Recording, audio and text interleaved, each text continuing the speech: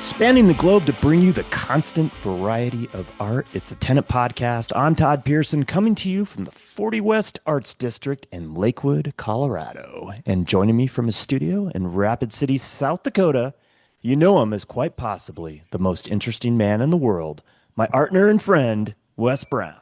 Todd, how you doing, my friend? Oh my God, it's another week, as I always say. It's another week. I have a love-hate relationship with this current weekend, because it's daylight savings time, which I don't understand why we're still doing this. You know, it totally messes up my system, as I think it does a lot of people. Yep. I don't understand it. So this time we went spring forward. Are we in daylight savings time or are we in standard time? Do we even know where we're at?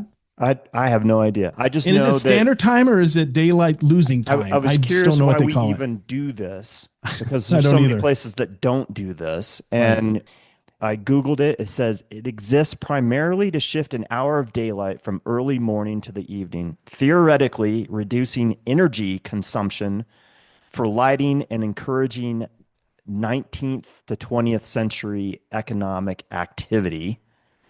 Originally implemented during World War I and II to conserve fuel for war efforts, it was adopted permanently in the U.S. in 1966. It seems stupid when we're building all these data centers all over the country and wasting energy. So what is the point? It's not. There's no point. And it saps my energy. But apparently that's not the case. Yeah, I thought it was farmers too, like kids go in early. I don't know. I thought it was like you go in when it's light and you come home when it's dark. And I don't know. It's just, now it doesn't matter because, we're damn near to summer solstice or whatever. So, yeah. But anyway. Damn near. Yeah, damn near. We're not even to the equinox, dude. I know. I'm just kidding. We're not even spring. I don't know my periods. I don't know your periods either. I don't know what that means, but I don't know. Either. Yeah. So, not digging daylight savings, but it'll be fine. It'll be a couple weeks for me to shake it out in my biological system.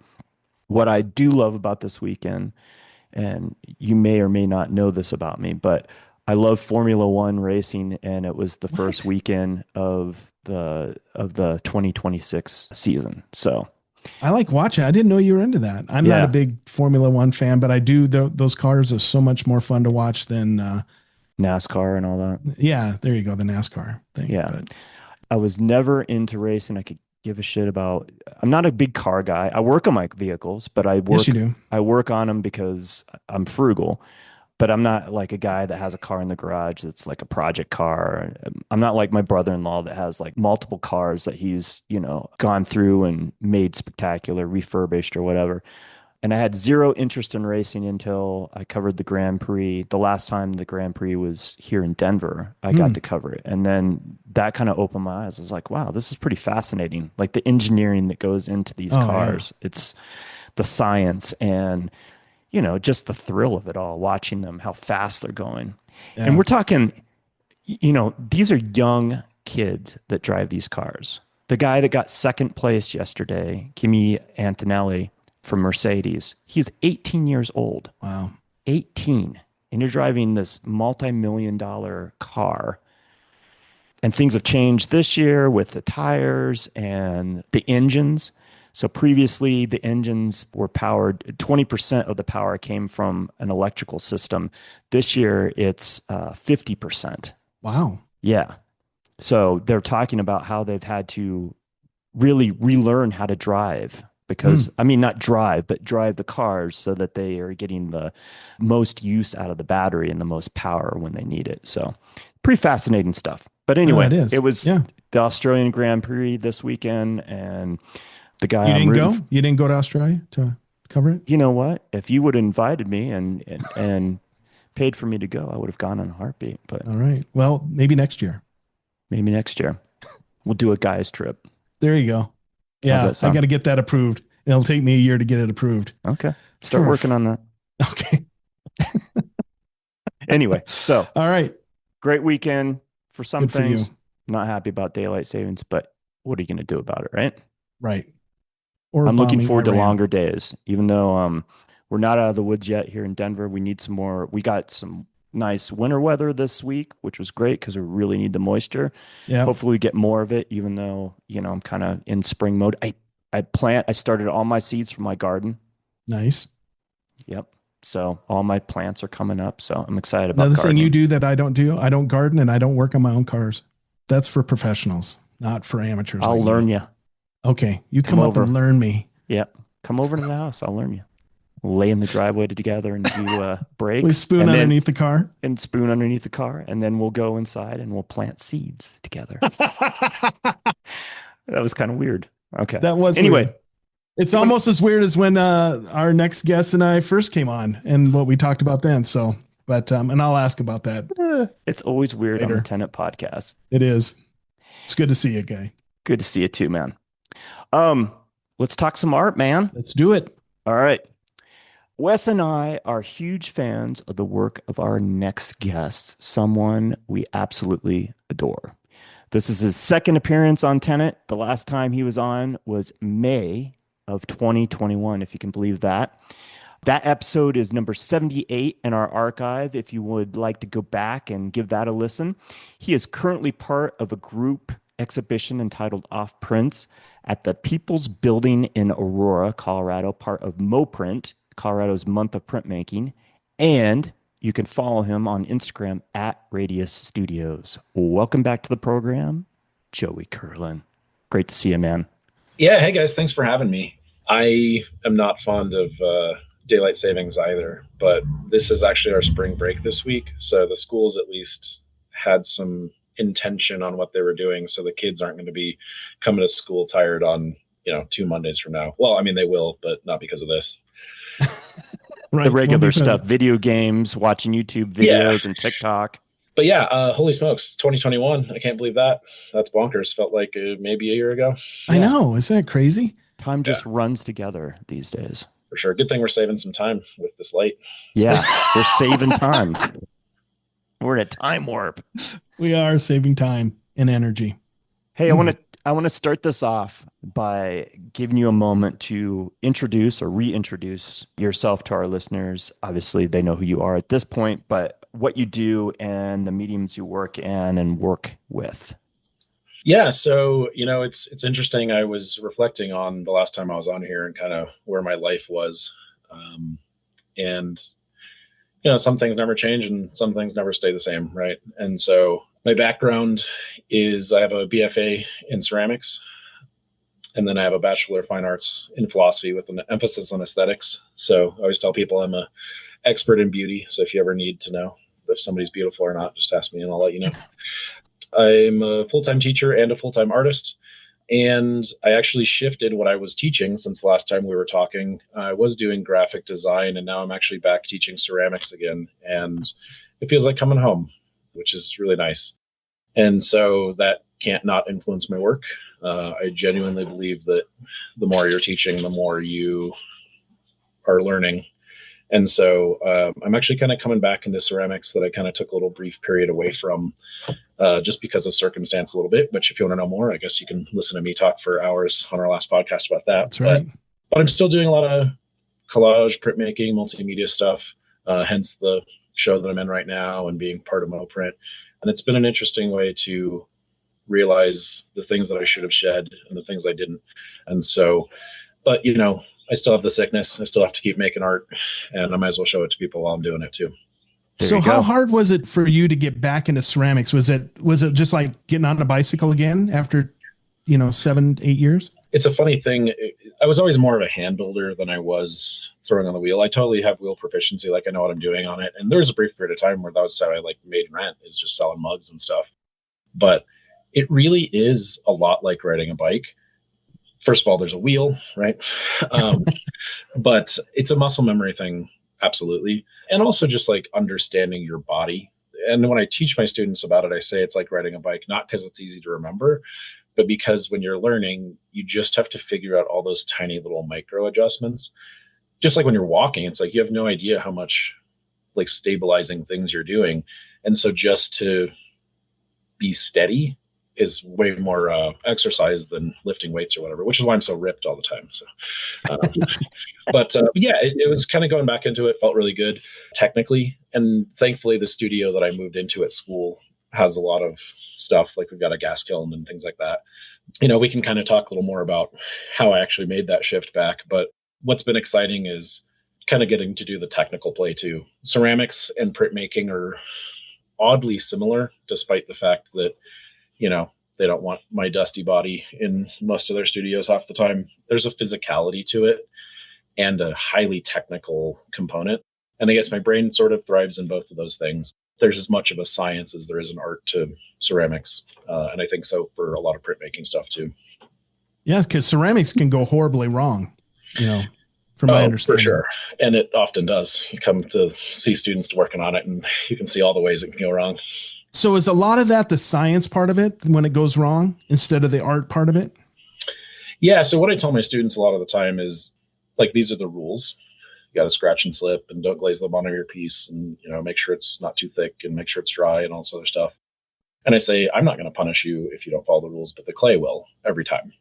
And it does. And there's times where people, even myself, I'll try to push something and I kind of know the rules. I'm like, I might be able to push it past. And occasionally I can squeak by, but often not. And so these kids haven't experienced the cruel mistress that ceramics is enough yet. I love that description. So the other thing I want to, and we've talked to ceramicists before, but just to explain to maybe somebody who hasn't listened to our back catalog, what's the difference between a ceramic piece and let's say like a clay piece? Is it the material? Is it what makes it ceramic? It's funny because like I have a degree in it and I've been doing it for 20 years. And I thought I knew the answer until like a week ago, because I have a student who's working with this very peculiar material that we colloquially call Egyptian paste. The official term is faience. So it's a self-glazing clay.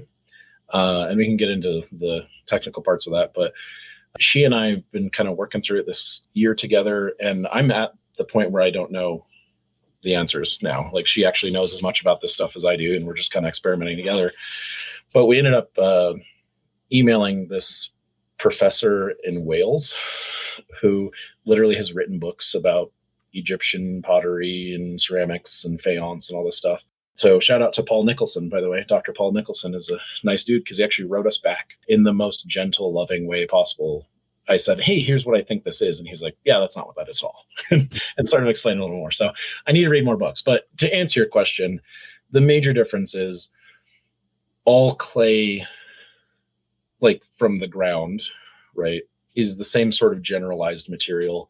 There's a particular kind of official ceramics formula, which is basically alumina, silica, and then water. And that's everywhere because when granite erodes, that's essentially clay. But then we add all this other stuff into it to make it more plastic and workable or whatever. There's a thing called quartz inversion. So between 900 and 1100 degrees, the molecular structure of those change and become stone-like. Mm-hmm. So I could go get clay in my backyard, when Todd's going to be teaching you how to do gardening and you dig up some clay, right? You could make something out of that and it will hold its form. But then the moment it gets wet or whatever, it's very brittle, then it decomposes. But then if you fired it to this quartz inversion state, at least, then it's going to stay stony forever. Mm-hmm. And so ceramics is just like the fired version of clay. But yeah, so you wouldn't include things like air dry clay or Play-Doh or things like that into the realm of ceramics because there's just no way to fire that stuff. Okay, gotcha. I find it interesting because, there's so many variations and, being I guess I shouldn't say I never threw pot in high school and made a quail that looks like a big round fat thing. That's about the extent of any kind of pottery or ceramics, so I always find, as we know, I'm always interested in the process. So it's kind of cool. So, well, and it's one of those things where like, I think the contemporary conversation a lot of people have now is like art versus design. But before it was like the art versus craft conversation that was more in the 50s. And ceramics was kind of at the forefront of that because even now there's so much industrial stuff. And it's not just like a mug, but like your toilet is porcelain, right? Right. and the ballasts in certain electrical things and, spark plugs and all that. Like all of that is ceramic material. And so that's where that sort of science and art thing kind of comes together. And one of the really cool things that exists is the Kohler factory, like the people who make sinks and toilets and stuff. They're there doing industrial stuff. And there's just like warehouse bros who are there who, grown up in it and are just like curmudgeon-y old men with back problems now or whatever. And they're working, doing hard work, making our toilets for us. And they've opened up a residency at Kohler for like fine artists to come in. And so there's different artists who have done that residency. And the bathroom at the Kohler plant is one of the most beautiful bathrooms in the world because they've like hand painted toilets and tile and all kinds of stuff. And different artists have done portraits of these like curmudgeon-y old factory men, but they just go and they're like, yeah, do whatever you want. Like we have spigots in the wall to like release slip out just because like we're in a clay factory. So like make stuff. Wow. That's pretty cool. That is cool. We might have to reach out to Kohler and talk about that. Oh, dude, if you can hook me up with that residency, I wouldn't mind too. All right. See what we can do. Yeah, put in a word. No, that sounds, I didn't even know that. I mean, why would I? But that is fascinating that what a great way to think about it. Like we're making all these porcelain stuff. Let's bring in some artists and let them do some cool stuff and get our names out there. Because that makes me want to buy Kohler stuff now, So. Oh yeah, for sure. Like, well, and it's one of those things where there's kind of no reason that they should have, or who cared or whatever. Right. Except I'm sure somebody somewhere was like, I wouldn't be surprised if an artist came to them and was like, yo, can I use your giant kiln to do some nonsense? And they're like, I guess, I don't know. But yeah, I do appreciate that they just kind of went for it. But yeah, I think it's been going on since like the 90s too. But yeah, if you go to the John Michael Kohler Arts Center website, there's a ton of stuff that they have about the different things they've done or whatever. So very cool. Yeah. So you're back teaching again, and you already said, in our previous interview, when we did that, you were working for a sign company, and you have been teaching for 3 years or 4 years. This is my 4th year now. Yeah. So really just kind of, once I had this podcast fame, then, people were beating down my door to get back to teaching. We heard that. That was the word on the street. Yeah. So where are you teaching, and beyond ceramics, are you teaching other classes? Yeah, so I teach at Aurora Central High School and Charles Burrell Arts Pathway in Aurora. So it's basically like 6th and Peoria. And it's the oldest high school in Aurora. And then we're the arts magnet as well. There's kind of some nuance about what that means exactly. It's more of a pathway within the school than a separate school per se, but it is the magnet program. And I teach actually both Central students and the Burrell students, so not just the kind of arts major kids. And I am currently just exclusively teaching ceramics, which is very, very cool, and a pretty unusual thing in the grand scheme of things. When I started there, I was teaching graphic art, which was a nice transition sort of from the sign shop into teaching again. And then I ended up mentoring another teacher, and then she was looking for a teaching position, and she actually was a graphic designer. And at the time the ceramics position opened up, and as it turned out, we were both kind of more qualified for those other positions and just kind of shuffled around. Right on. Yeah. And I know when we talked to you previous, the reason you were able to teach, because you didn't hold a teaching license, you had been able to get an emergency teaching license. Do you now have a teaching license, or are you still kind of under that umbrella of emergency teaching license? So the last time we talked, I actually had my permanent license. Okay. How I got it was through that kind of emergency CTE pathway. And so, yeah, so I'm just have a regular professional license, which I actually have to remember to re-up this summer. But yeah, the license, every teacher has to go through a probational license or an introductory license, I think they call it.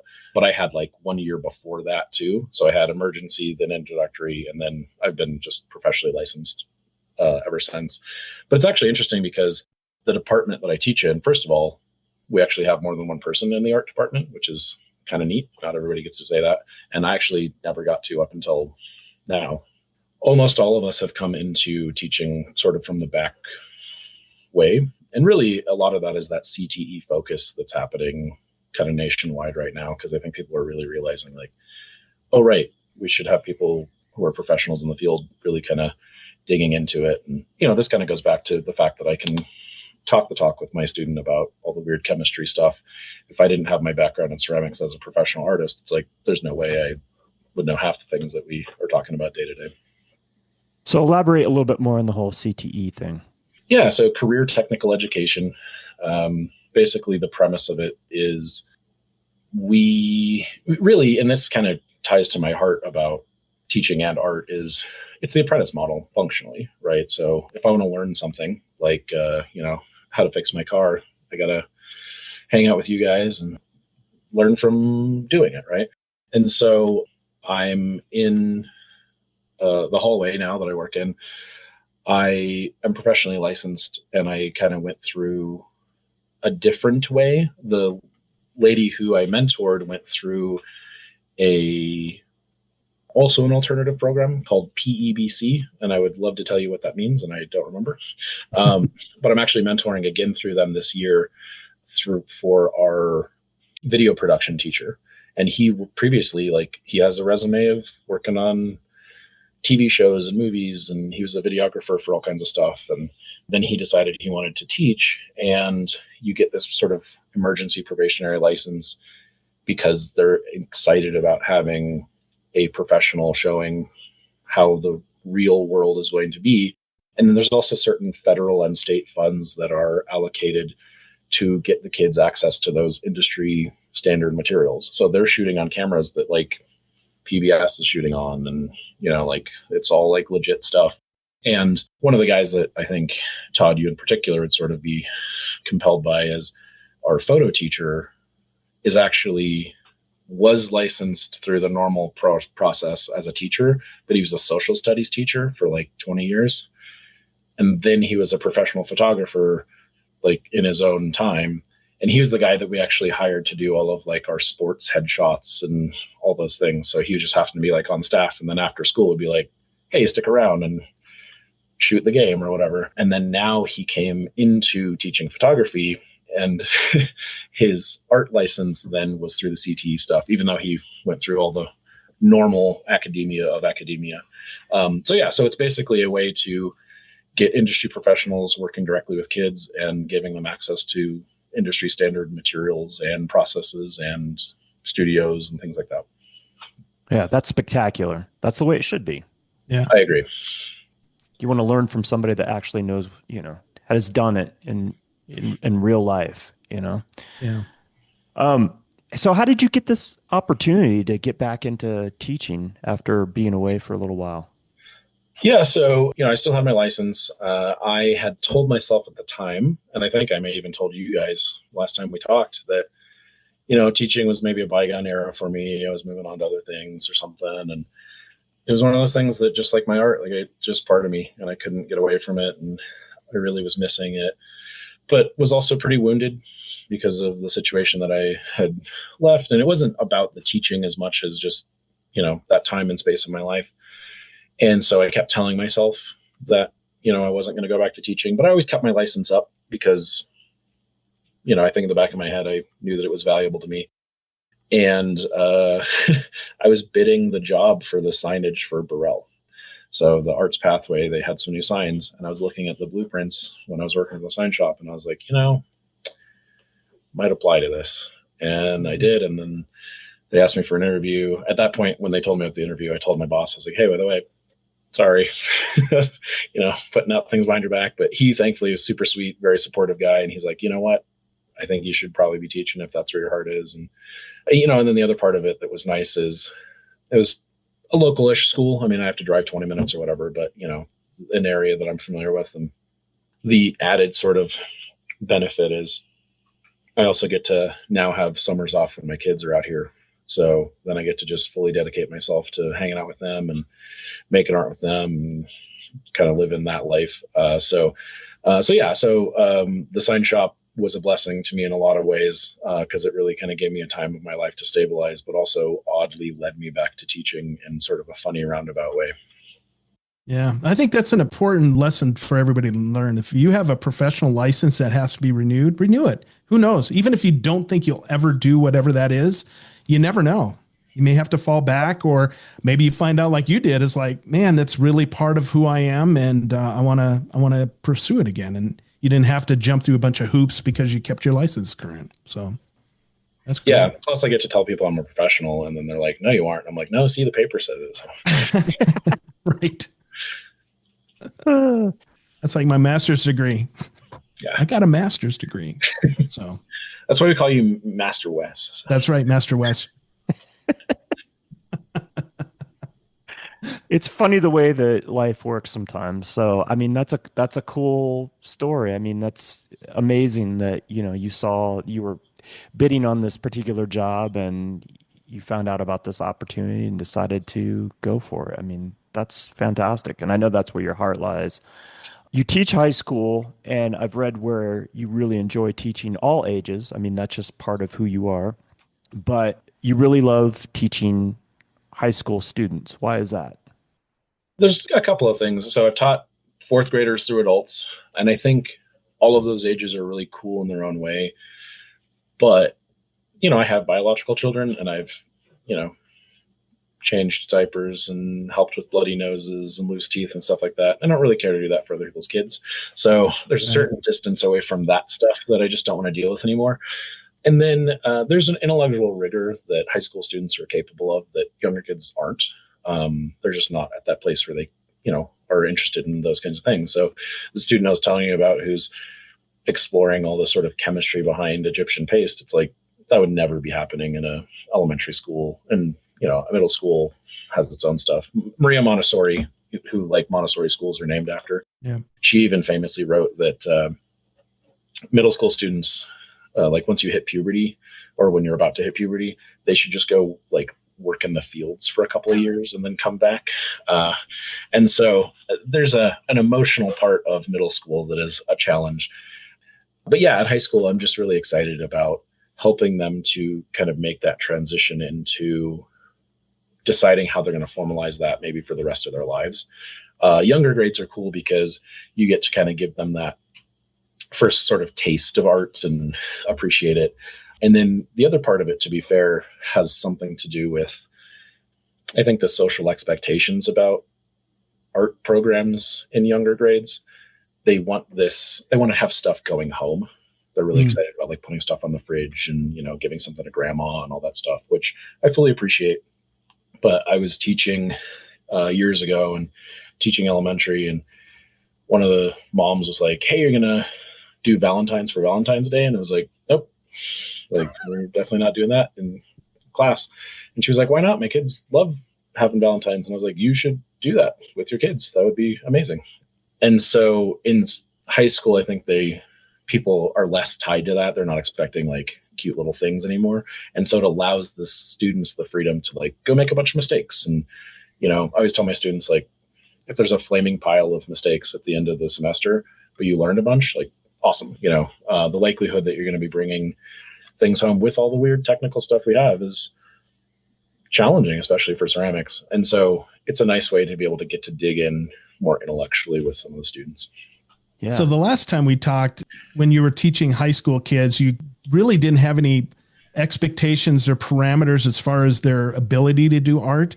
Now that you're doing ceramics and teaching high school, is it still that kind of loose? I want you, in fact, I think you told the story about a young girl that used a rabbit pelt and that she was sewing and she didn't even have the idea. Like she goes, I put this together in 10 minutes. And you said, no, you put this together over 2 months. Right. And so do you have that same, even though it's ceramics, do you have that same kind of philosophy?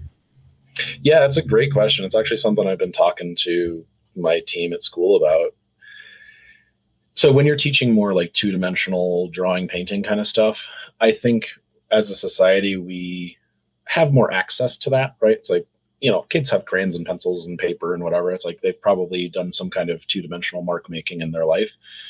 But the likelihood that anybody's had access to ceramics is very small, unless you happen to have sought it out in, a rec center or, had one of the rare occasions to have some exposure in elementary school or something. Most people have just never even done it. And of the things they've done, they certainly haven't done much and haven't really dug deep into it. And so I kind of teach drawing and painting the opposite the way that I teach ceramics. So in drawing and painting, I lead with concept and play and trying to explore those kinds of just like getting you to really intellectualize the work and really internalize that stuff. And then once you get to a higher level of proficiency, then there's a lot of technical stuff you need to learn, right? It's like, hey, here's how glazing actually works, or glazing for painting actually works, and that kind of stuff.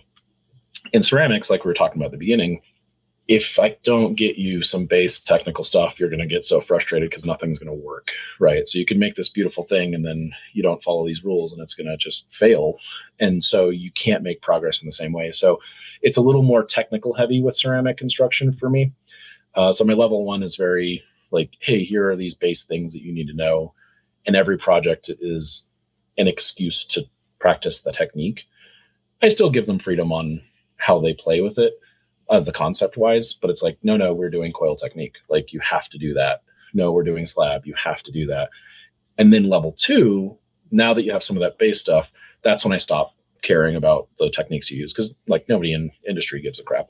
Right. And then the upper levels beyond that, it's like, hey, maybe you're exploring stuff that I haven't even taught you yet. And you saw a video or a piece in a gallery or something, and I kind of help you work through some of those. So yes, I love the exploration part of it, but you got to play by Clay's rules a little bit, and level 1 is definitely about teaching those rules. Yeah. What else do you love about teaching art? So teaching is like the hardest thing I've ever done in my life, other than making art. And that's why I love both of those things, right? Like, students all the time will say like, Mister, this is really hard. And I'll just be like, yep, every time. Every piece I've ever made is hard. Like, the moment it stops being hard, I think I'd probably hate it. But there's a really peculiar thing about teaching art, because I have no illusions that 99% of my students are never going to be artists. Not even just professionally, but like, they're going to probably not be making art really much after they graduate. But there's stuff to learn beyond the technical stuff. And even in the technical things, you learn important lessons like how to let go. Like when your piece blows up in the kiln, sometimes you're like, yep, it just does. And, even if I follow the rules, it happens sometimes. And then learning that you can do hard stuff. It's like a lot of these kids have never done a hard thing, or like, I have a lot of immigrant students at the school that I teach at, who, I'm sure who have come from like war-torn areas and, drug gangs and all these other like crazy intense things. But then also like sigh when I tell them they have to write a sentence, right? And so it's like this weird thing where like the only hard thing you've ever done is like trauma. You've never like done a hard thing and chose to do it. It's like that was foisted upon you or something, and that's it. And so I think there's something valuable about knowing that you can push through a thing and, resolve something. And then like the critical thinking part, I think that in art, we learn how to think. I've been reading to my students on Fridays because we have kind of a block schedule 2 days a week. And then Fridays, it's a smaller schedule. Ceramics, it's almost impossible to get stuff out and put it away and have enough time to do anything in these truncated days. So I've been reading to my kids. And on one hand, it's this kind of like really intimate thing, like reading to your own children. There's lots of research. It's like, yeah, that's where literacy kind of comes from or whatever. But when I've been reading to these kids, I've been reading this year, Art and Fear. So if you guys haven't read that, you definitely should. Or if you have, read it again. Brett Fox told me to read that when I told him I was going to stop making art. And he was right. And I didn't stop. So, but in the book, it talks a lot about just like, why do we do this? It's the hardest thing I've ever done in the world. Why do I keep doing it? Right? Like, why do I keep putting myself through this? And there's all this like anxiety, and there's this like self-loathing, and there's this doubt, and all this. And we keep doing it because, again, partially we have the sickness and you just have to, but also because I think, I don't remember if I mentioned this on our last thing. Probably I did. I don't know. I repeat myself plenty. If you listen to the first one, then just, 80% of this is going to be probably that again. But I think part of part of my job is just to point at stuff and tell people it's beautiful, right? A friend of mine said, historically there was all these people with mental health disorders, and we obviously have that. Probably everybody has some manifestation of something. So you got like some weird sociopath guy who you're like, man, that guy doesn't give a crap about anything. You like kind of need that guy for when you go to war, because he's just going to go run out and be the monster that he is or whatever. But I think we need like the art weirdos too, who, it's like the storyteller at the fire. It's like, yeah, give that guy food because we got to listen to something tonight or whatever, But I think also we bear a little bit of that burden. We probably have a disordered ability to see, which is good because most of the world doesn't see, right? So most of the world is not paying attention. Most of the world is not seeing beauty or horror, right? And for us to just point to those things and be like, hey, are you seeing this right now? Either the beauty that I saw or this, things that are going on in the world. It's like, there's reasons why artists have been at the forefront of revolutions. And I think it's because we're just pointing at stuff. Absolutely. Yeah. I got two things. Number one, I'll start off with the easy one first. How does your students react to you reading to them? What is that experience like? Probably exactly what you think. The world's real broken right now in a lot of ways. And these kids are profoundly addicted to their phones, and they're a second generation of people who've been addicted to their phones too. And so they probably have a little bit of emotional neglect and stuff tied in with their addiction. And their attention span is essentially non-existent. It's not their fault. We've kind of bred them that way.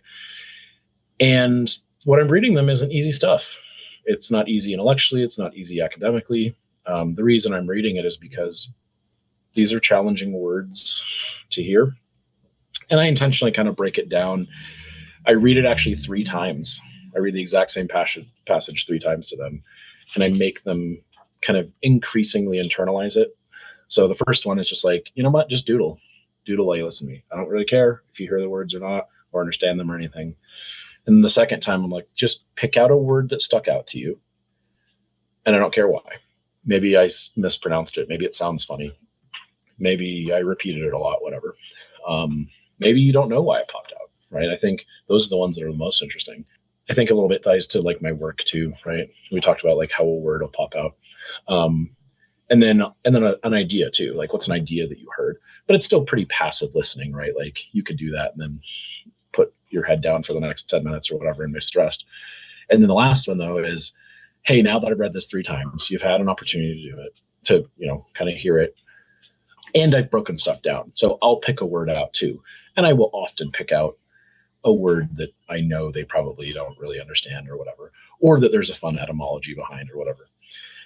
But the last reading is, what's something you wonder about from the text? And it could be something like, hey, I wonder if Einstein really said that quote that this guy said he said or whatever, or I wonder if, what's the artist? There's 2 guys who wrote the book, what is their art like, And then finally, what's something that you're going to be inspired by?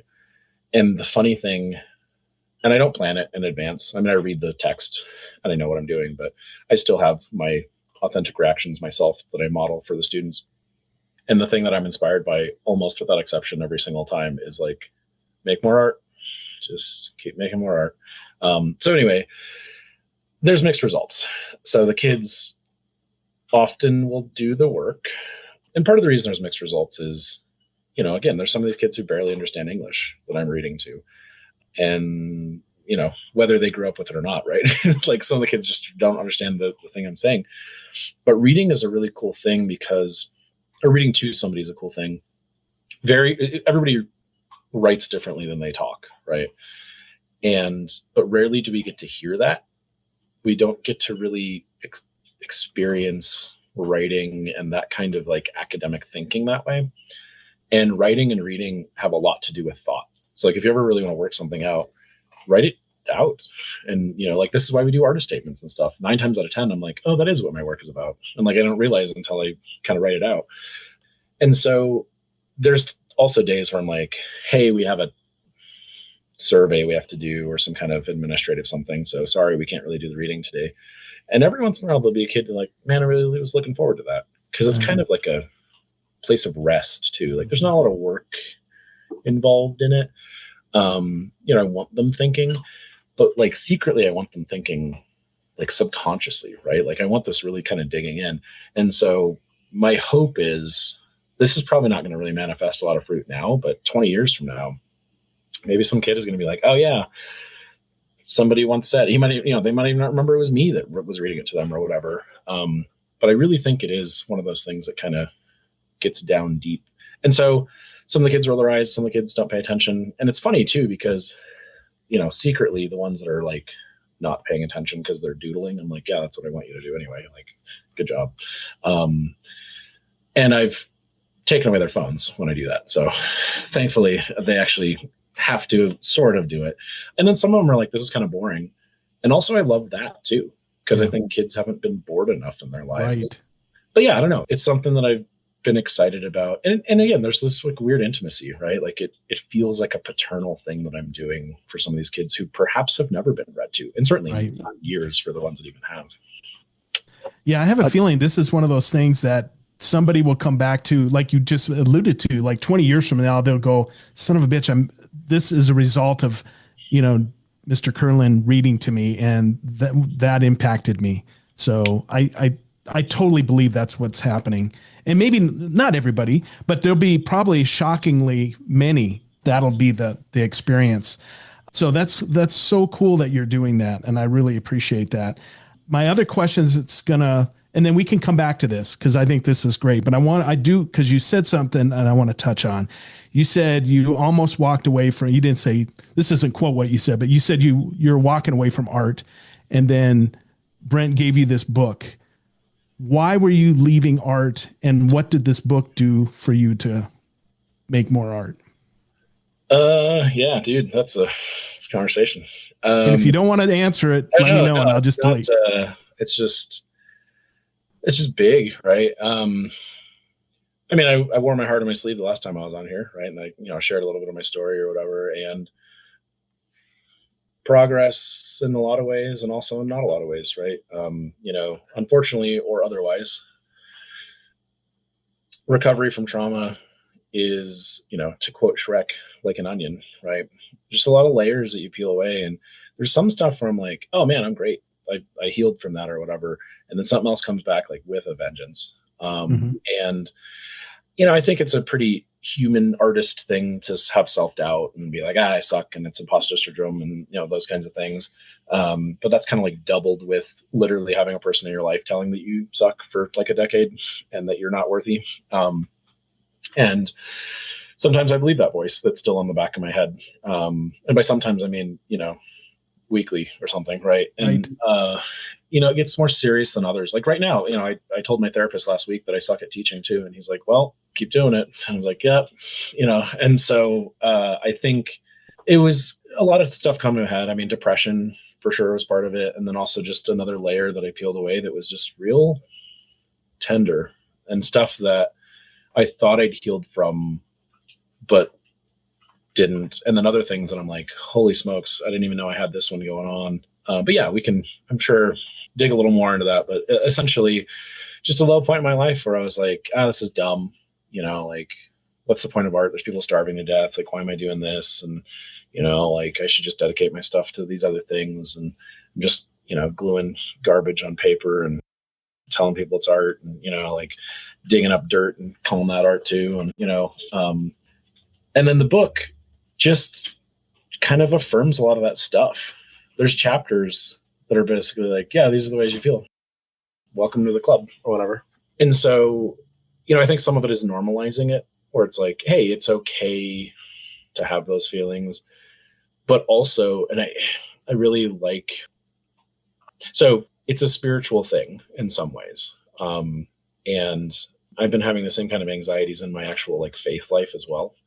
So like there's a part of the Bible where like Jesus is like, hey, are you guys going to leave too? And Peter's like, where else are we going to go? Which is like such a funny remark. And that's how I feel about art right now too, where it's like, boy, this sucks and I suck and I'm bad at it. And I think everybody's just really nice. Like, you guys don't really like my work. You're just super sweet guys. And, like these are things I tell myself all the time. But then at the end of the day, a lot of the time I'm like, yeah, well, what else am I going to do? Right. Like, and it's this weird it's like the less cool version of stoicism, or it's like I'm not really like fully into it. I'm just kind of like, you just shrug and you're like, yeah, I guess I'll just make one more thing. I guess I'll, teach one more kid or whatever. And until somebody finally realizes that I'm the imposter that I imagine myself to be, and until they fire me, then I guess I'll keep doing it or whatever. Until they stop giving me shows or buying my art or whatever, or invite me on podcasts. And I guess I'll keep pretending like I know what I'm doing. And the book kind of says that. It's like, yeah, I don't know, make work anyway, right? Like when you're sad, make work. When you're happy, make work. When you're tired, make work. When you're, daylight savings time, make work. Like there's something that's really honest about it. And it doesn't sugarcoat anything either. It's just like, yeah, this is hard. It's really hard work, and people are going to alienate you, or you'll alienate yourself through your work or whatever. And like the chapter I read to my kids recently, the authors say something like, we're afraid of showing our work to people because if we do, it might, they might think that we're weird, and maybe they're right, which is kind of where I'm at right now. So, I've recognized what a weirdo I am, and now I'm trying to consider that a virtue instead of the vice that I imagine it to be. Van Gogh was that way, wasn't he? He was kind of afraid, right? Well, and it's funny, actually, the artists, or the authors of that book say that exactly. They said, it's funny how the average art collector would, do anything to have a Van Gogh hanging in their living room, but they would be run to rout if he actually walked into their living room. Right. Because he was such a weird dude too, It's tough, man. It's a real weird thing to have in my brain. And some days I'm grateful for it, and a lot of days it's a burden, and they're for the same reasons. Right. And I struggle with the same thing. Like as a photographer, I'm not doing it as much as I want to because I talked locally about doing a show at the Dolphin Art Center, and it's just, but there's a part of me that's like, what do I have as a body of work? Well, why don't you take 5 minutes and look and put something together, right? Yep. But there's this internal fear that keeps me, and then the imposter syndrome. I've been shooting since I was like 14, but yet I'm not good. I mean, Todd's gotten mad at me when I say I don't shoot portraits, right? And I'm not a good portrait. So I think it was like last week, he was like, I could tell, like, he was like, would you quit? He was nice about it, but he's like, shut the fuck up, Wes, because that's not true. You're a good portrait photographer. And I could just sense it from him, just from the remark. And so what you're going through, I think a lot of people go through. And to give you some affirmation, your artwork hangs in my office. And I look at that shit every day. I have a lot of art in my office. And really good art. And I have your art, and I look at your art mostly because I love your stuff. And I had a gentleman stop by in my office. We were talking about ad specialty stuff, and he goes, man, that stuff is really cool. I said, yeah, it's Joey's stuff. He's a phenomenal artist down in Denver. I mean, I love your stuff, and if I lived in Denver, I'd probably have like a room full of your stuff. I mean, I love the way you think. I love how you do your collage work because it makes me, I don't understand it, some of the pieces, and I'm like constantly like, what the fuck does that mean? And what's it mean to me, right? So, man, I'm glad you're still doing it. I'm glad you're fighting back, and and you're definitely not an imposter. But we all struggle with that, right? So, and somebody's out there's listening and needs to hear this because they're struggling with the same thing. And I'm going to check out that book because it sounds amazing. I want to piggyback on that comment and give you some more affirmation, because Wes and I, over the last 5 years, since we've had you on and since we were introduced to your work, we talk about you frequently, just so you know. And, the algorithm doesn't always feed us Joey Kerlin stuff, but when we see something cool, Wes will go, or I will go, hey, did you see that new piece that Joey did? I'm like, yeah, man, God damn, that was a good piece. Like that is really good. And we talk, I mean, I have pieces of yours too. You're thought of a lot just between the two of us, we're fans. And when you reached out to be on the podcast again, I'm like, heck yeah, I'll have you on anytime, dude. I love what you do, and it's so well done. And plus, I love our conversations. Like, I've never had a boring conversation with Joey Kerlin. Like, it's never topical. It's always like makes me think, which, to bring it back to this whole idea of reading to your class, I love this You hit on it earlier when you said that, you love the intimacy of it. And I do think that reading to someone, it's one of the most intimate things that you can do, that's not sexual, right? Like reading to somebody is sharing an experience. And sitting there and listening to somebody read, it's very meditative, right? You expressed early today, it's Sunday, you went to 7:30 Mass. That's a very meditative experience, going and sitting and listening to a sermon. And as another artist friend of mine said, he was not religious at all, but he was like, we were discussing it one day, and he's like, what's the most important thing about this? It's not always what's being said. It's the fact that you take a moment and you just stop. You stop everything else for an hour or so of your life, and you just sit there. And even if you're not listening to the words that are being said, and you kind of touched on this too, it takes your mind goes off in different directions, and you never know what that leads to, what that path leads to. And what Wes said, as far as affecting young minds, and, again, and we've talked about this before on the podcast with other people, you never know how that's going to take hold in a person's life. I think back to my 6th grade teacher, Mr. Hambright, who has since passed, and he was a huge influence on my life. And part of the reason I love words, I love vocabulary, and that is due to Mr. Hambright making us do vocabulary every week and taking vocabulary tests. And he taught creative writing, and it took hold in my life. Like that to this day, when I'm writing intros and outros, when I'm writing a post, when I'm thinking about things that I'm writing about, I'm thinking about Mr. Hambright and how he influenced that. And these kids that you are teaching that are part of your class, they will remember that. You will be remembered for well into another generation. Yeah. Well, geez, that's it's very sweet. It's very touching. I appreciate that. For anybody listening, if you want to get some good vibes, then you should come do this podcast sometime. I do appreciate that very much. I have a lot of respect for both of you guys and your taste in things. And, again, my doubts about that have nothing to do with you. It has a lot to do with the internal part, but I do appreciate that. And that's what both my therapist and my spiritual director have been telling me is like, some people might lie to you, but when are you telling everybody's lying or whatever? And, you guys aren't liars. So that means a lot to me. Yeah. This is sincere. Yeah, for sure. And I can't even tell you how many times, like I said before, that Wes and I have talked about you, in conversation, just like our weekly touch base type of thing, even when we weren't, when we're not doing an episode or podcast related, you come up in conversation a lot, so you're thought about. And, we've had conversations, like you've DM'd me before, and, I've told you this. So it's nothing new, but it is the real deal, man. So here's, just so the Jewish faith, they have those little, I don't remember I'm sorry for all my Jewish friends out there, but they have these little things that they touch when they're exiting a door or they're coming in. I don't remember what they're called. Your 3 pictures are right by my door. So when I leave, it's the last thing I see going on in my office. They're right there. My desk is faced there. They're right here. And I look at them all the time. It's intense, man.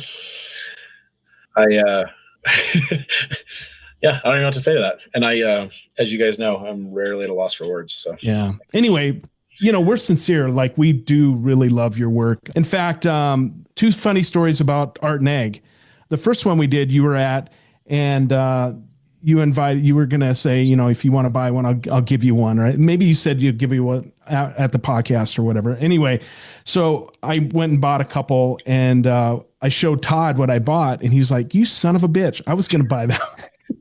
So we were looking at the same one. I don't remember which one it was, but Todd might remember. But it was pretty funny that we both picked even the same piece that we wanted.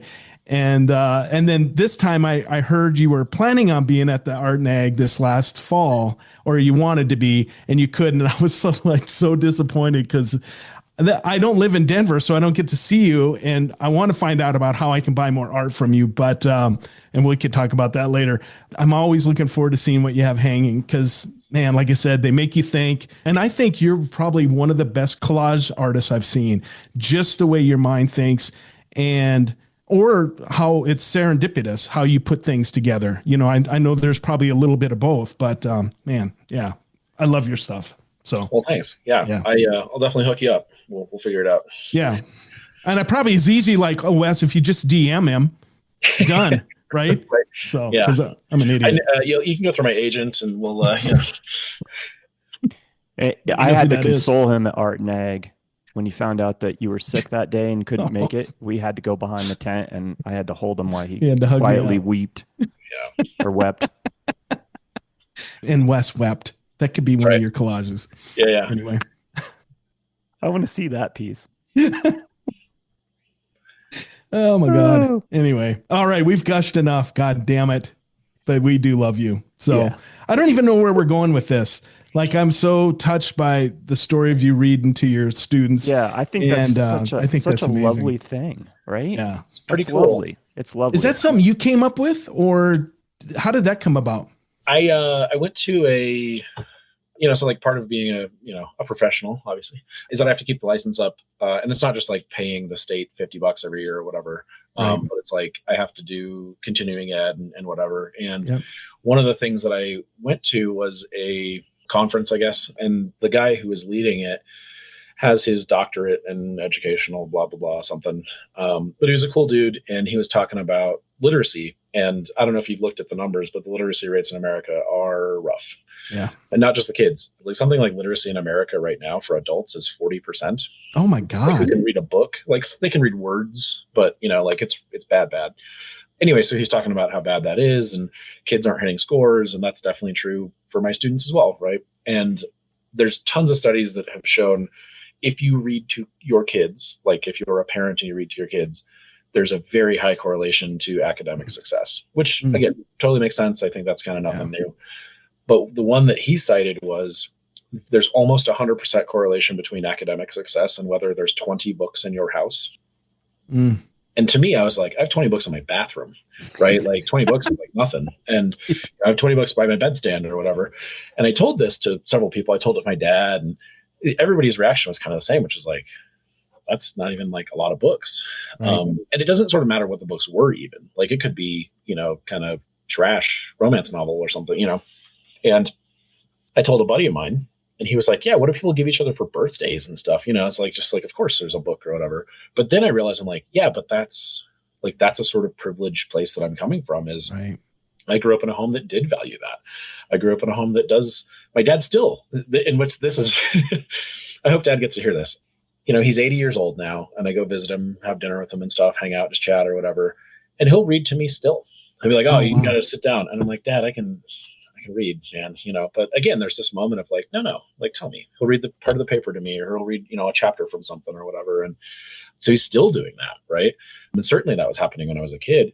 And so anyway, so I was thinking about that stuff, and I was like, man, well, I need to start giving away books. And so I started doing that. I actually have like a free book area, but then I'm also like, these kids don't know how to read some of this stuff, and certainly can't read this that I'm trying to read them. Right.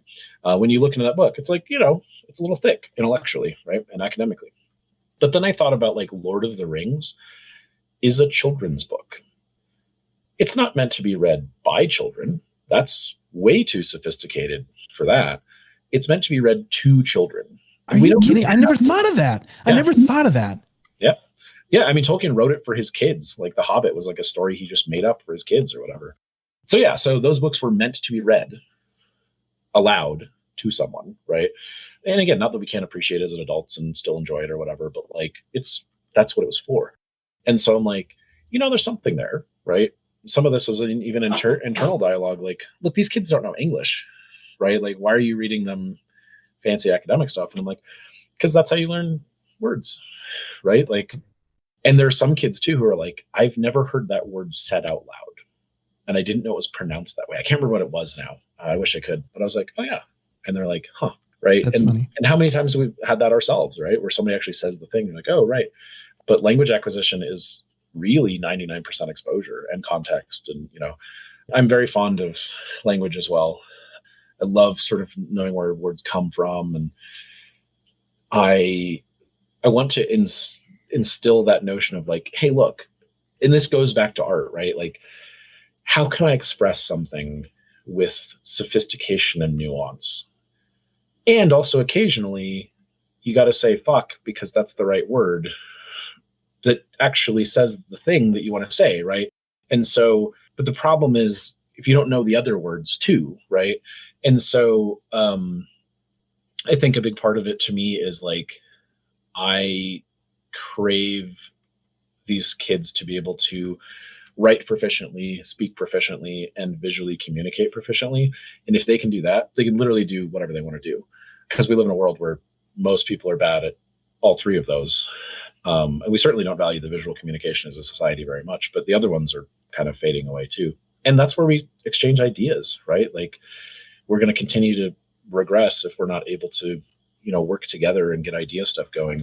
So anyway, yeah, so it was sort of my idea inspired by this place of somebody's got to read to these kids, and, I'm not mad at their parents. Maybe they can't, right? Maybe literally they're not able to, or like I'm working through jobs, but that wasn't a value for me. So why would I read, and these kids aren't reading because their parents don't. Like, of course not. Like, that's not a value. So yeah. And then it's an excuse for me to dig back into it too. Just like teaching helps me become a better artist. Like, reading these books out loud helps me digest it. Because if I'm reading it 3 times to these kids, I have 6 classes.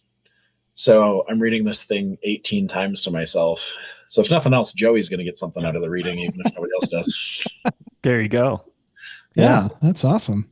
I think it's sad, but that's where we're going, and everything is leading us that way. The AI stuff, and you don't think about it, you just kind of let it lead you that way. But I was just thinking about asking you, Kindle or the hardback or softcover?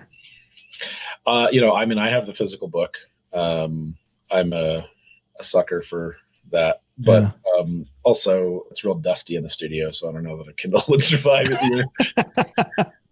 Well, I'm looking at Art and Fear right now, and I'll click on it and purchase it from Amazon. So I'll buy the paperback version.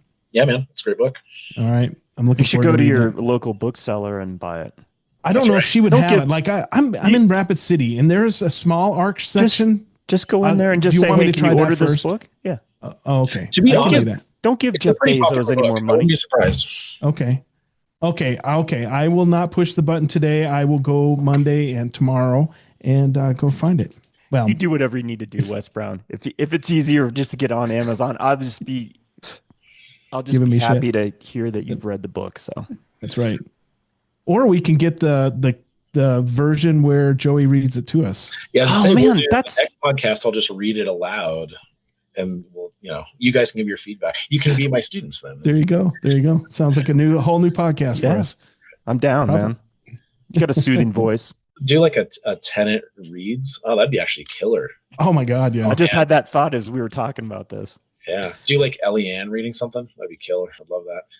Oh man. Yeah. I'm so in. And it'll just be like, hey, these are the 100 books that every artist has recommended over the last season or whatever, and then each of one of those artists has to like read it aloud on your like sub podcast. I like that. Right. That's a great idea. They have to read a part of it. Yeah, man. 10 minutes. Oh gosh. And people love going to sleep to that. Yeah. I promise not to scream too much in mine. I went to bed. This is so funny. I've never read the Book of Enoch, but I played it while I slept one day, and it knocked me out. Like 3 hours later, it was done and I was asleep. So I still don't know what the Book of Enoch is all about. But speaking of spiritual faith, Todd will get a kick out of this. On campus, there's the Saint Carlos, and I can't pronounce it, but basically it's a Catholic. Probably a Gouda.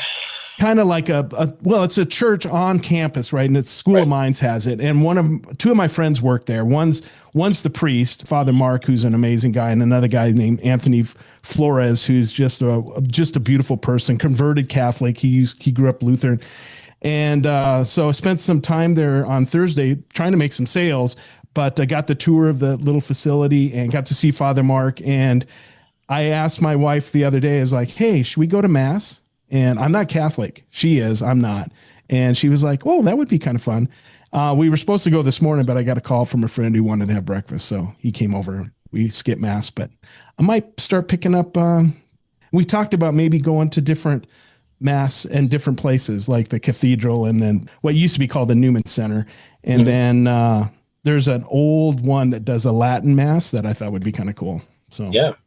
I mean, first of all, I highly recommend it. But when I was in school, my art history teacher or professor was such a funny dude. He goes, yeah, I can't say much for the Catholic Church, but they know how to do beauty right.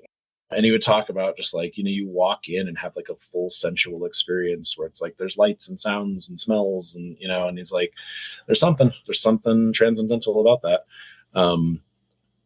I think that going around to do like the local church circuit's a really interesting thing because of the way that all that manifests differently. I took a friend once to her first mass ever, and it was at, actually, I think St. Mark's as well, maybe, but the cathedral in DC, not the basilica, but the actual like diocesan cathedral, beautiful marble cathedral. And they had a Latin choir and she was like, holy smokes, like this is crazy. And I was like, yep, welcome to church or whatever. And then the second mass I ever took her to was also in DC at the Missionaries of Charity house, which is Mother Teresa's order. And they don't have benches. And so like you just sit on the floor and it's like there's a little altar and a crucifix and like that's it. Like there's like nothing in this little space. And everybody takes their shoes off and stuff. And she's like, what is happening? Like she's like, I thought this was mass. And I was like, yep, same thing. Just, we took away a couple of the pretty things. But it's cool to see that. And it's also interesting to see, again, like, beauty looks differently, right? Like I'm very fond of brutalism, and a lot of people, especially a lot of Catholics, are like, oh, we would never in our life. I'm like, I don't know, man. There's something about concrete and the Western Bloc or Eastern Bloc that just kills me. So, but yeah, man, that's cool. Please let me know which ones you end up going to. Okay, I'll do that. Yeah, it just sounded interesting. And Father Mark is such a beautiful man, and it was just like maybe I should just go and I'm always open to weird stuff and. Sure. Is it weird? So, well, I'm Lutheran. I was raised Lutheran, so Martin Luther pounding those 96 laws on the church door. So he was right about probably 90 of them. Probably.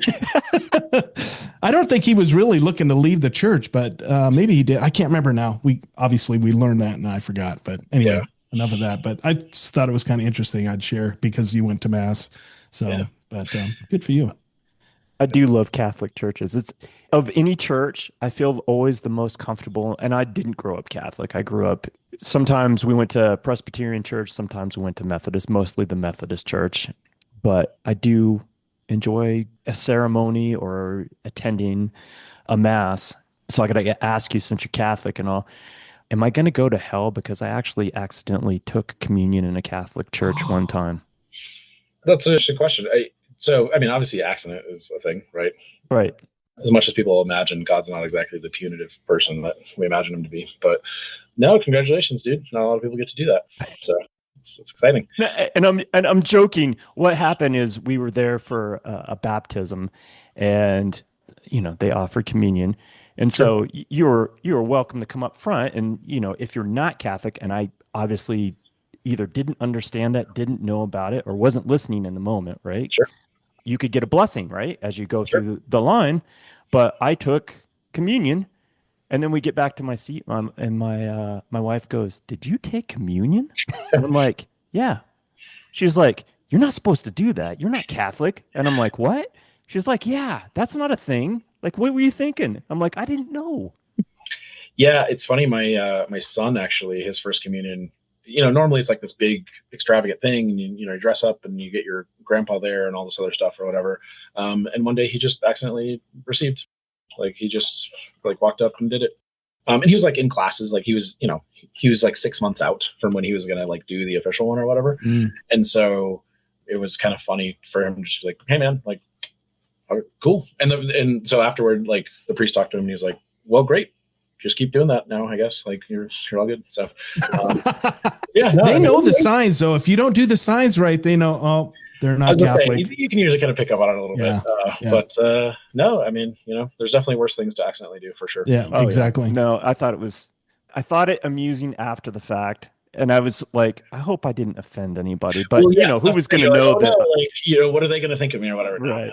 Yeah. Like, again, I think, look, there's a there's humanity, right? Like the sacraments are for us, right? God doesn't care. Right. For him. I went to communion the other day, 2 weeks ago or whatever, and Father dropped the host and it fell on the ground, and there's a whole protocol of what we're supposed to do. Usually the priest like takes it, and then you can like, there's a special thing you do. I just bent down and I picked him up and ate him, and so I've done worse. So like, exactly. Yeah, 3-second rule, dude. Part of it. Yeah. Well, and then part of it too is like, if I can't eat off of a church floor, man, then I don't know. Like, it's got to be pretty clean in there. I think it's funny now, since post-pandemic, like the priests now, they basically just do the wine and don't even offer the blood of Christ. They do it for you. Some of the churches I've seen. Yeah, and maybe it's the time. Like, oh God, I could give and it's, they got to wipe the chalice or, all that. But I remember in the old days they did, and everybody, or did they always do it that way? Or do you know? Historically, no one was receiving under both species. You would just receive like the host, and you wouldn't do the blood like ever. Oh, okay. Except the Eastern Orthodox, they do something called intinction. So they actually like have like a spoon and they like dip it in. It's like a whole like intense thing. So they still do that, and they never stopped. But either it's really the blood of Christ, in which case he's probably not going to let you get sick off of that. Or, it's wine, and then there's alcohol in that, and that's probably going to kill some stuff too. So you're probably safe anyway. I know in the Lutheran church, they would have the little samples of, and I went to the church that believes in the transubstantiation. I said that wrong. What is it? So transubstantiation. That one. Yeah. Where it's literally the blood of Christ and the body of Christ. And they had them all, and you'd get your own little cup and they like would have shot glasses or whatever. Yep. That's what my childhood experience was, as I chose to be Lutheran and not pushed into the Lutheran church. So, but there we go. Welcome to the church podcast. That's right. Yeah. Hey, well, it's funny too. Like, we chatted about it a little bit. It's like, actually, right beforehand, and this maybe will give you a segue. I was chatting with a guy about one of the projects that I'm working on, and he wanted to just, debrief with me before I hopped on here to make sure that, I said the right stuff or whatever, or what I was going to say, because he needed to let people know. But he mentioned too, because in my email, there's like a little scripture quote at the bottom on a lot of my emails that just automatically aggregates. And he goes, yeah, I saw that thing about, are you like a person of faith or whatever? And I was like, crap. Like, cause again, like, oh, this is like a semi-professional email or whatever. And I was like, oh yeah, I'm Catholic. And he's like, yeah, you said you're gone to mass this morning. That's why you couldn't take my call earlier. And I was like, oh yeah. And he goes, oh yeah, I am too. Like, just saying hi, basically. And I was like, oh, sweet, man. But he said, yeah, do you ever get to do like art for the church? And I was like, not liturgical, right? But you can't escape that, right? Like the way that I think about the world is informed by this. And, I think my work is very about transubstantiation, right? Like both my ceramic work and my print and media collage work is I'm taking the substance of something and changing its substance. It's still clay, except no quartz inversion and stuff, and like it's not clay anymore, actually, like on a molecular level, and it does have different properties. And then the print ephemera and stuff that I work with, it's like, it's different now, like the context has changed or whatever. So I think I think about the world in a very sacramental way, sometimes on purpose and sometimes not, right? Because that's just in my consciousness or whatever. So I think it's totally appropriate. So So let's talk about a piece, since we're down this path a little bit. So I'm going to share my screen with you, and I think this fits into what we were just talking about. Oh yeah, this piece, behold. Yeah, so this was actually kind of my first return to ceramics after not doing it for a while, and I was making this piece, which is this bound lamb. And I was modeling it with my students. So they were making work and I was making alongside of them. I think it's really important for them to kind of like, along with the reading that I do, I think they just need to see me work sometimes, right? Like I'll tell them things, but there's a lot of stuff that either I won't think to say, or they need to watch me problem solve too. They need to watch me push through the frustrating things and, do all that work. And so this piece in particular, I was slowly working alongside my students. I keep my work kind of out, but you got to wrap ceramics up and stuff. And the piece actually had gotten, like some kid had set a wood block on top of it and had smashed it. And it actually had that crack as a result of it. And this kind of goes back to my point about like, sometimes we just point at stuff and say it's beautiful. Boy, is that so much better with that crack than before, right? And it almost like makes the piece, and it was really meant to be in the truest sense. And so, there's this sort of sacrificial lamb or whatever, but also is not perfect. It has this now crack in it, but it has this kind of face of resignation still, in the same way that the conversation I was having with you guys about shrugging and saying, I guess I'll do it anyway, right? Like, is this the right thing or not? And, we bear these kind of wounds publicly because some people aren't whole enough to share theirs, right? And, we've all lived life, so we all know how rough it can be. And I think as artists, one of the things that we end up doing is not just pointing at beautiful stuff, but pointing at tragedy. And, sometimes we point at our own heart and we're like, man, look at this, right? Like, look at this brokenness and this weakness. And it's a funny experience to be that vulnerable just to strangers. And, but then the moment you kind of get past that stuff, like what people feed you back is breathtaking, because they'll show you some of their wounds too. This is a wonderful piece, man. Yeah. I love this piece. Do you still have it in your possession, or did you? No, somebody bought it. I can believe it, because it's Dave Saylor is a way better ceramicist than I am. He actually purchased it, so it's in his home. Oh, Dave Sealer? Yeah. Ooh, nice. I'm going to Dave Sealer's house. Got it. He has a great collection. How big is this piece? Not very. Probably,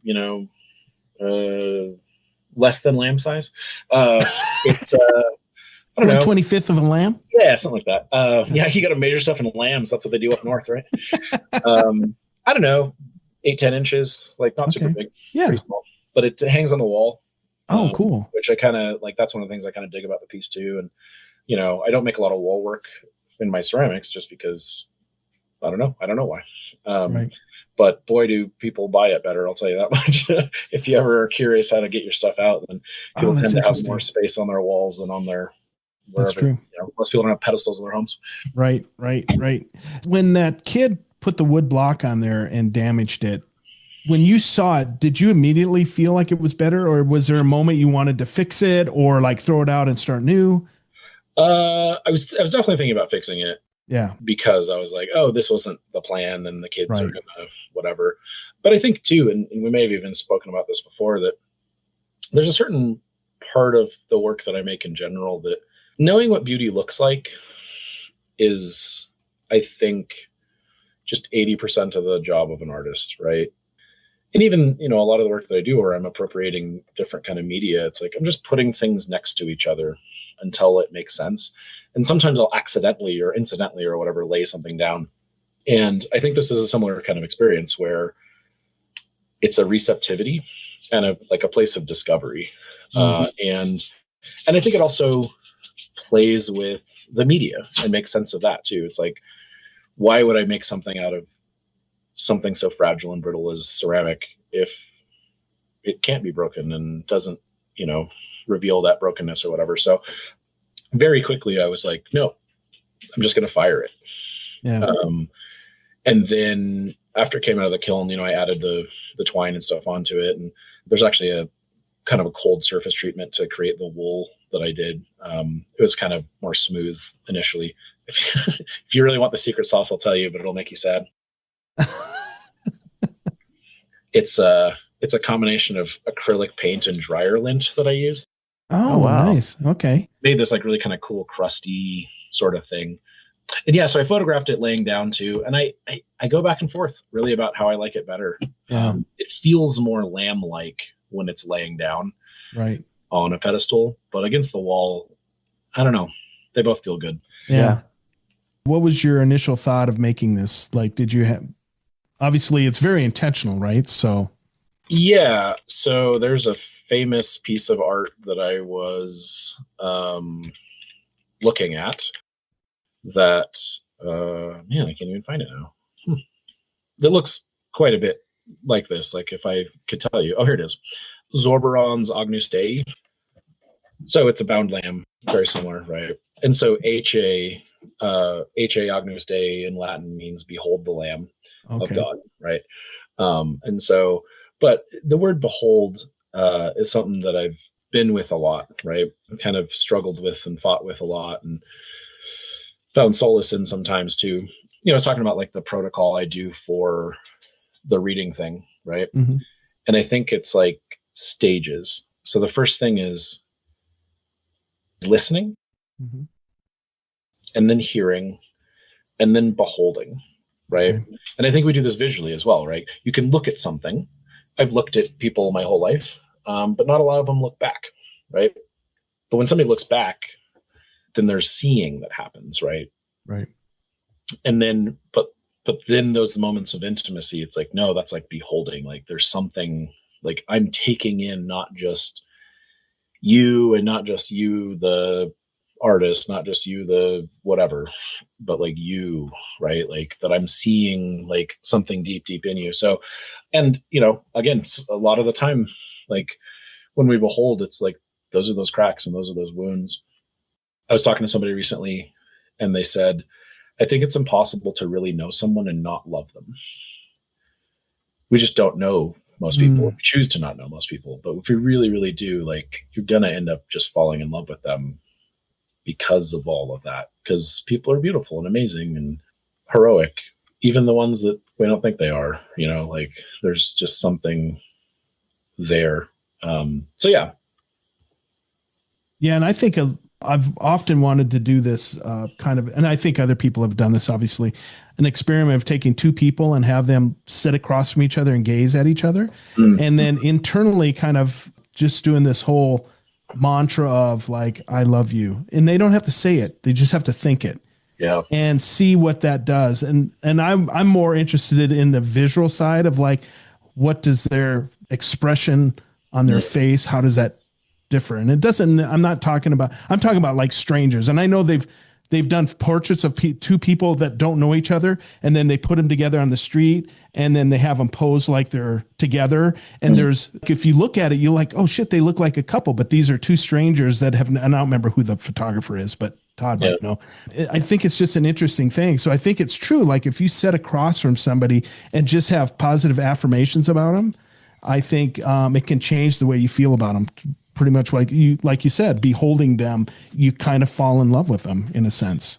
Marina Abramoić's piece where she's just sitting, like, I think it's like behold the artist or something. I think you might be right. I didn't put that connection together, but yeah. So that piece is exquisite for a lot of reasons, right? And again, it's like, you know, for non-artists or whatever, people are like, she's just sitting in a gallery or whatever. And like, yeah, but when's the last time you sat and looked at somebody in the eyes, like at all, let alone for a minute or something? Right. And so all of those people that she engaged with are really interesting, but her ex showed up. Yeah. And those photos and videos are just heart-wrenching and incredible. And it is, there's like, he sits down and within moments, they're both just bawling and holy crap. Right. And nobody said anything, right? Like, not a word was exchanged, and they hadn't seen each other in years. Right. And she had no sense at all that he was going to show up and sit down across from her. And it is one of the most powerful things you could ever care to watch. You want to surf the internet and watch YouTube, kids, seek this video out. Yeah. Yep. It's in her documentary too. I'm trying to remember what it's called, but anyway, if you search up her name, and her name is foreign, so I couldn't even begin to spell it, but I can't remember. I wish I could remember the name of the documentary, but it's very powerful. And and it's on YouTube. Anyway. Yeah. God damn. It's emotional. Like you go through the emotional roller coaster watching it. You know? For sure. Yeah. And I think that, so yeah, like when we behold people, like, and it doesn't take long. Like, I think that's the thing that's interesting. It takes long to, you know, get to know somebody or whatever, but, you know, and I think the opposite is true too. Like, you know, I broke up with somebody pretty wounded by or whatever not long ago. And like, I don't even want to see her in traffic. Right. And it's not that I'm mad at her because I couldn't handle it. Right. Like, let alone like sitting down 3 feet away from each other, looking each other in the eyes. Yeah. It'd be a lot better place if everybody took a moment and just stared into the eyes of somebody that you didn't know. It'd be a heck of a lot harder to bomb people or to have hate in your heart, right? Absolutely. And I, it's an experiment that well, again, like, I think we underestimate the problem with phone addiction, and it isn't just the fact that I'm distracted or whatever, but like, there's no reason for me to look at somebody in the face anymore, right? And we don't need to show up because we can do everything virtually. And like, even now, just because of the situation, right? And it's like we get to sort of see each other via camera a little bit, and there's moments where I am getting some expression stuff, but I think that last couple of minutes of conversation, I probably would have been actually in tears if we were sitting around face talking about it. Yeah. Yeah. So the documentary, it's Marina Abramoić, I think, and the artist is present. It was done in 2012. Oh, yeah. So that's the title of that piece. Yeah. So I think that's, if I remember right, that is in that documentary, and it is powerful. Oh, it is, because that's the title. Like that's the title of that. The whole presentation. Documentary is the title of that work that we were just talking about. Yeah. So, have you ever done that experiment in your class, in your art class? We have two kids sit across from each other and just kind of stare into each other's eyes for. I don't have that kind of control over these kids, man. Like, well, I would love that. That would. So, being a teacher is, 20% crowd work or whatever. It's right. Like, and in any presentation, I think, to some degree. And so you're kind of tracking, and it's really interesting because I make a point to stop on eyes. And if I get a kid to look back for a second, that's a victory, because they're just immediate turn away. And, but that also happens like on the bus or whatever too, like we're very terrified of eye contact because it's simultaneously seeing and being seen, right? The thing that we yearn for every day is the thing that's the most terrifying thing to us. Yeah. In your life, I have a sense that there's no separation of things. It's just one big flow of energy. Teaching is obviously, in your blood. You come from a lineage of teachers, and we can talk about that in a minute. How does teaching play into your art practice? How does it inform your art practice? Yeah, you're right that I'm exactly the same person I am kind of all the time. Sometimes I have to put on shoes or whatever for fancy occasions, but I am exactly what you get. If you ever come and watch me teach, which by the way, you're always welcome to, I'd love to have you guys in the studio at school sometime. It's very much this conversations I have. I just try to have them with the people who are in front of me. And, this is ironically where some of my self-doubt comes from too, is I'm a lot.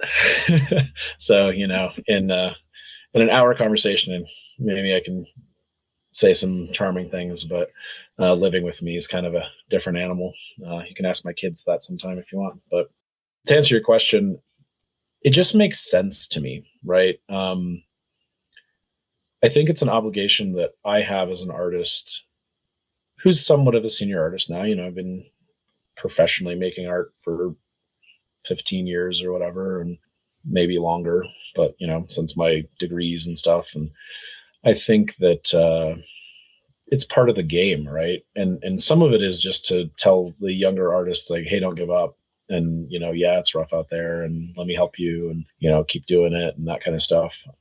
I think also that it's an extension of the whole, right? That I'm just asking questions. I'm asking questions in my art. I'm asking questions in my teaching. And I think both of those places are just me asking them out loud.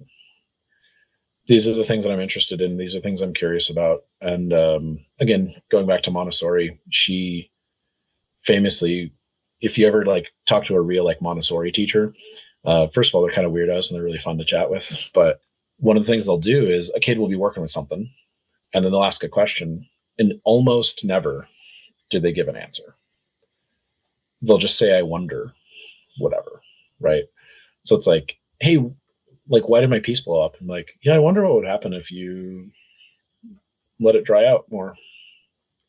And then just walk away. I wonder what would happen if whatever. I wonder why this. I wonder why that.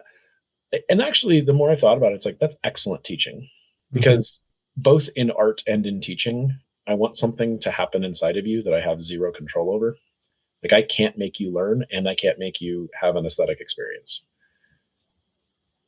But we do somehow all the time, right? And my job is simply to ask enough questions that make you answer. And I think, kind of going back to Wes's point about my work, it's like, yep, it's kind of frustrating sometimes because it asks a lot of questions.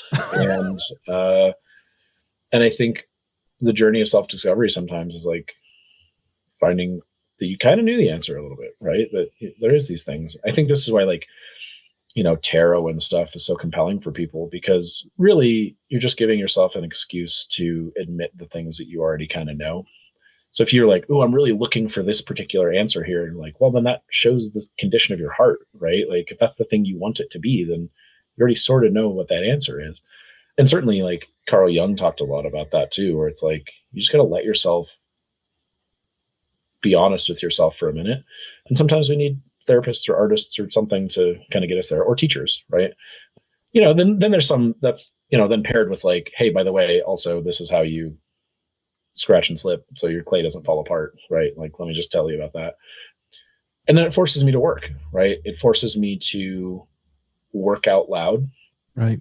I think being an artist who's teaching is really cool. And that could be in a classroom or just like, you know, somebody coming to do a studio visit, because you have to verbalize the things that you take for granted.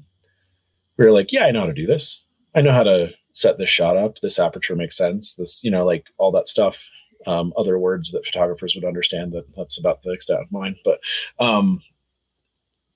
you then have to say it. You have to be like, oh, by the way, because of this lighting, I have to do this. And, you know, like, and you just know it intuitively now, right? You shot enough stuff where you're like, yeah, I know what I'm doing, but I don't, right? And so you have to sit down and be like, okay, this is why I'm doing it. And the really cool thing that happens is sometimes you're like, maybe that's not the right thing. Like, I've been doing this way for so long, and it can work, but also sometimes it doesn't. Or somebody asks you a question where you're like, I've never done that. I don't know what to do with that. And then you are then compelled to find the answer. And so me making work alongside my students isn't just to show exemplars of what good work is or whatever, but really an exemplar of like the work, like not the thing, but the me doing the work, right? Like, that I'm struggling through, and I'm asking these questions, and I'm having to do research, and I'm having to email guys in Wales for questions or whatever, you know? So yeah, I think it's part of a whole for sure. Yeah. I love the story that you told in the last time I'm not going to get it all, but basically a woman came up to you and said, hey, what does this mean? And I don't remember exactly what you told her, but you basically gave her some like nondescript answer and walked away, and it was just totally befuddling to her. But yeah. I love that, because you're forcing her to look at it herself and pulling something away. And like you said, some of this stuff is, maybe you don't know what it means in the moment you're making it, but it feels like it makes sense. And maybe it'll reveal itself in a totally different way later. Right? Yeah.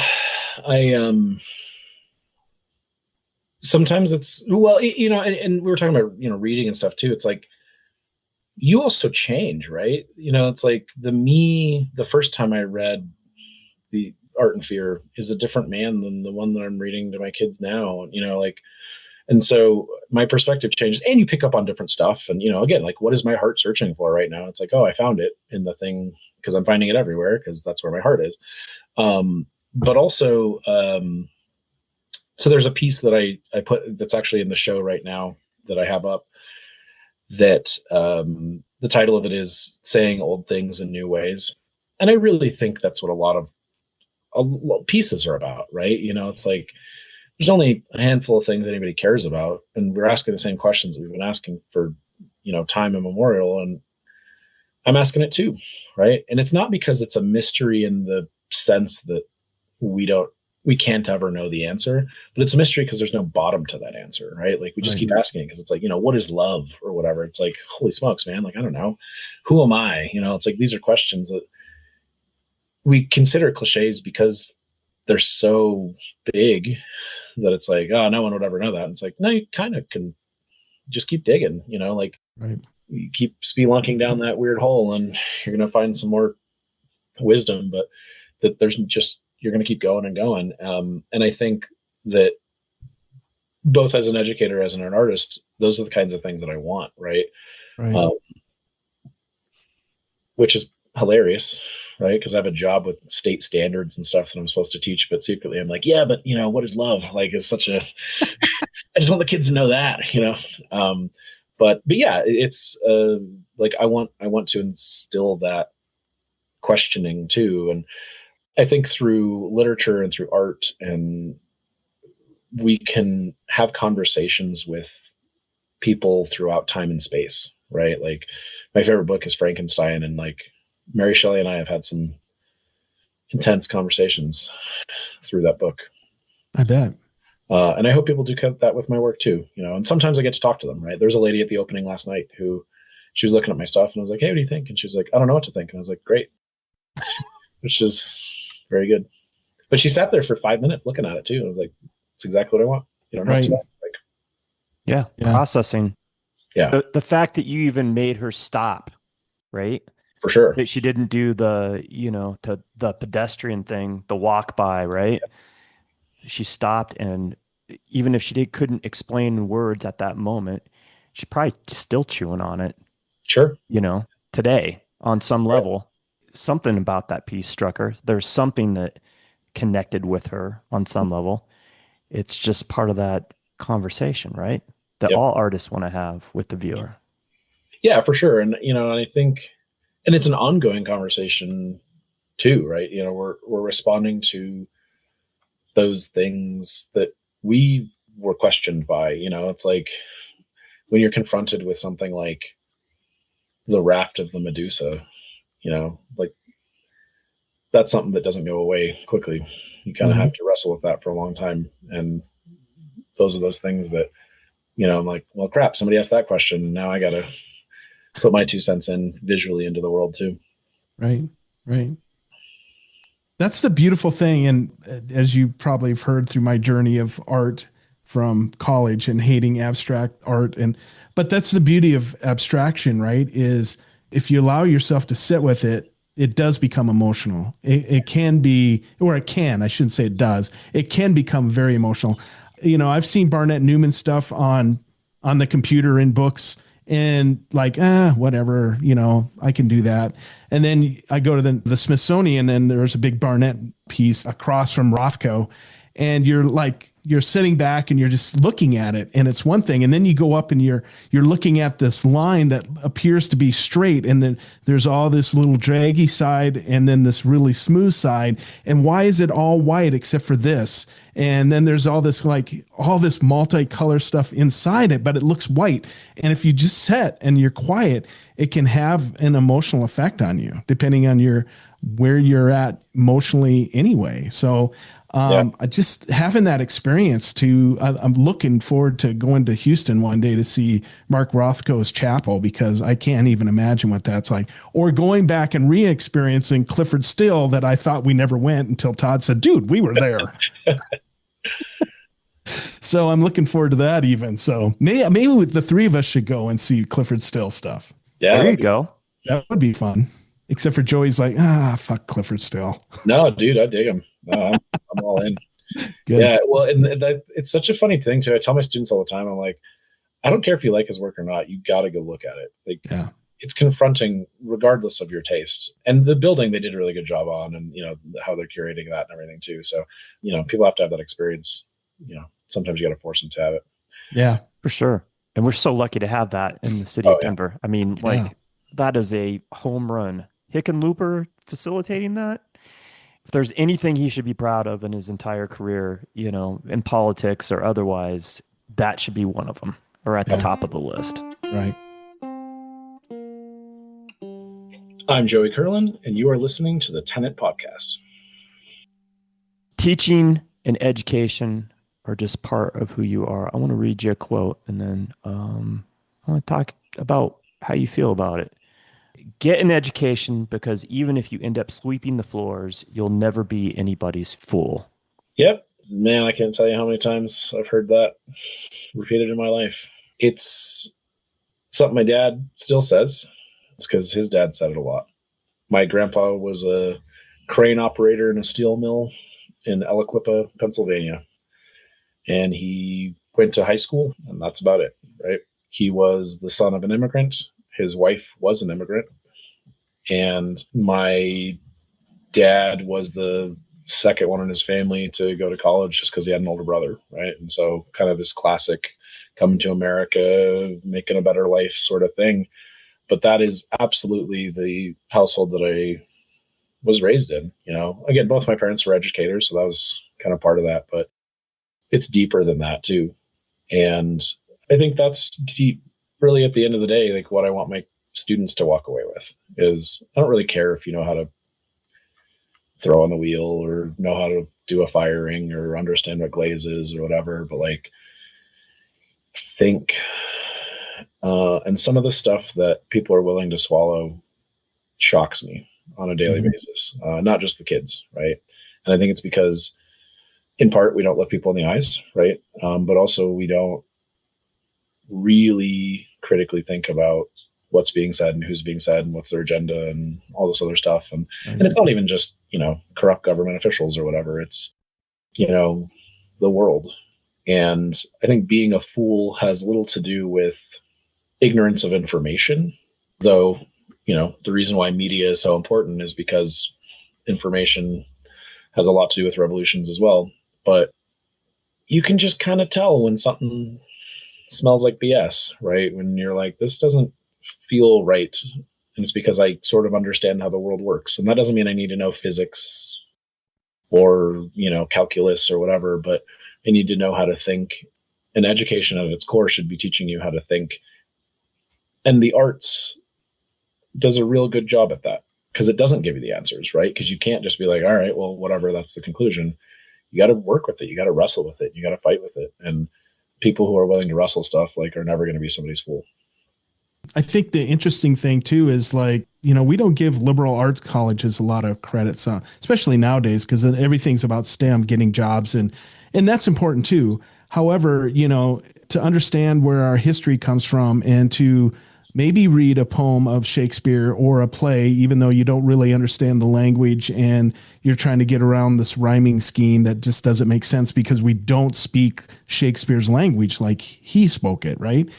So you don't get some of the gist of it, but how powerful his writing has been in our experience as Americans and English and Western culture, and then moving away from teaching Western civics for a more global thing. And there's nothing wrong with that, but this is our society and there's a lot to that.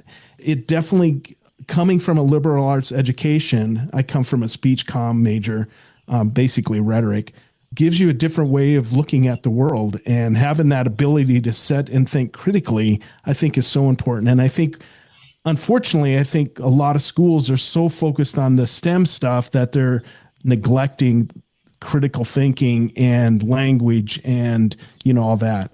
The fact that you're able to do it in a school, but you're doing it in ceramics, and then you're reading to your students, like you said, it kind of helps grow them as humans and having this human experience, so to speak. Yeah, we unfortunately as a society pretend like all these things are distinct and discrete from one another, and none of it is, right? Like you just living life and figuring out the world, and that's one of the kind of great blessings of my background in philosophy is that, again, it's just more questions, right? It's like, this is why actually teaching really little kids is a ton of fun on the other end of it, because they're willing to ask all those questions, right? Like there's this sort of classic rhetoric thing of, like the 5 whys. You just keep asking why, almost to the point of ad nauseum. Right. But it's great because it gets you to a point you're like, oh yeah, I don't actually know the answer to that, or I've never thought about it. Right. Right. And then if you really want to dig in, you do that to yourself, and that becomes spooky quick because you have to start coming up with reasons that we do the things that we do. And we don't really like having to figure that part out sometimes. Right. That self-examined life, as Socrates would say. So, yeah, it's interesting for sure. Do you ever think about the fact, and I want to ask you how you feel, but you were kind of the connection between generations, right? You're a person that comes from immigrants, as we all are in this country, but you're also teaching people that are recently immigrated to the United States and how important that is. Yeah. I think part of it too is like, unfortunately, academia is rife with like tokenism. And so, it's like, oh, it's Women's History Month and whatever. And it's like, hey, how about we just talk about people all the time? And, like, again, not to diminish opportunities to take advantage of it, but I love Frida Kahlo very much. And I can't stand talking about her because she's been so tokenized and, co-opted and everything. And she fits enough categories that it's cool, right? So it's like, female and brown and stuff. Oh man, it's everything we want, and you're like, yeah, but you're not really digging in. Show me one of her busts of her chest painted with, communist paraphernalia, and then we'll have a conversation or whatever. And it's like, those are the things that I'm interested in. But that being said too, I just love showing people interesting work. And I never sit down and start thinking like, did I do enough of this kind of person or that kind of person or whatever? Because I'll occasionally kind of check myself and I'll be like, what am I showing my students or whatever? But it becomes a smattering because we're all influencing. One of my favorite things is, so in ceramics, Maria Martinez, a Pueblo Indian potter from New Mexico, right? The San Ildefonso Reservation. Just an old lady who dug clay out of the desert and made stuff with her hands, right? And spearheaded a whole kind of firing that, like, black pottery that you go to Santa Fe to see or whatever is incredible. And Magdalena Odondo, who is an exquisite ceramic artist, also does a lot of hand building stuff, but beautifully polished, like looks just flawless.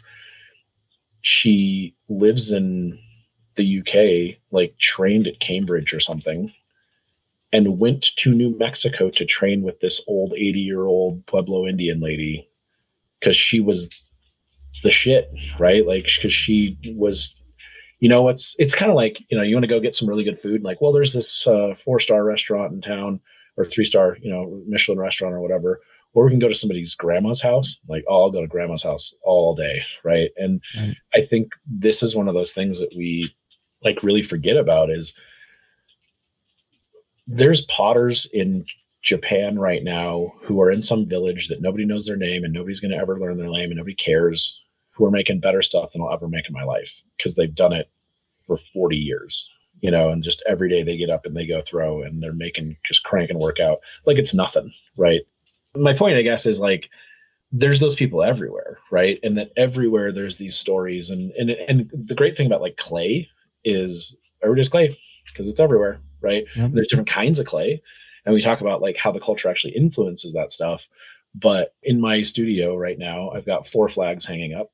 One of them is the Colorado flag, because that is absolutely part of my culture, a deep part of my culture. And I think we forget those obvious things most. And then I have the Slavic flag and the Croatian flag and the Vatican flag. And like, these are parts of who I am.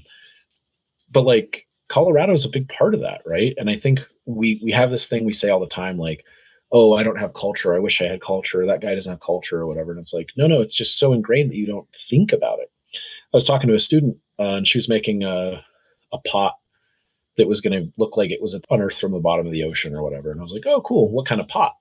And she's like, oh, I don't know. I was like, you got to know.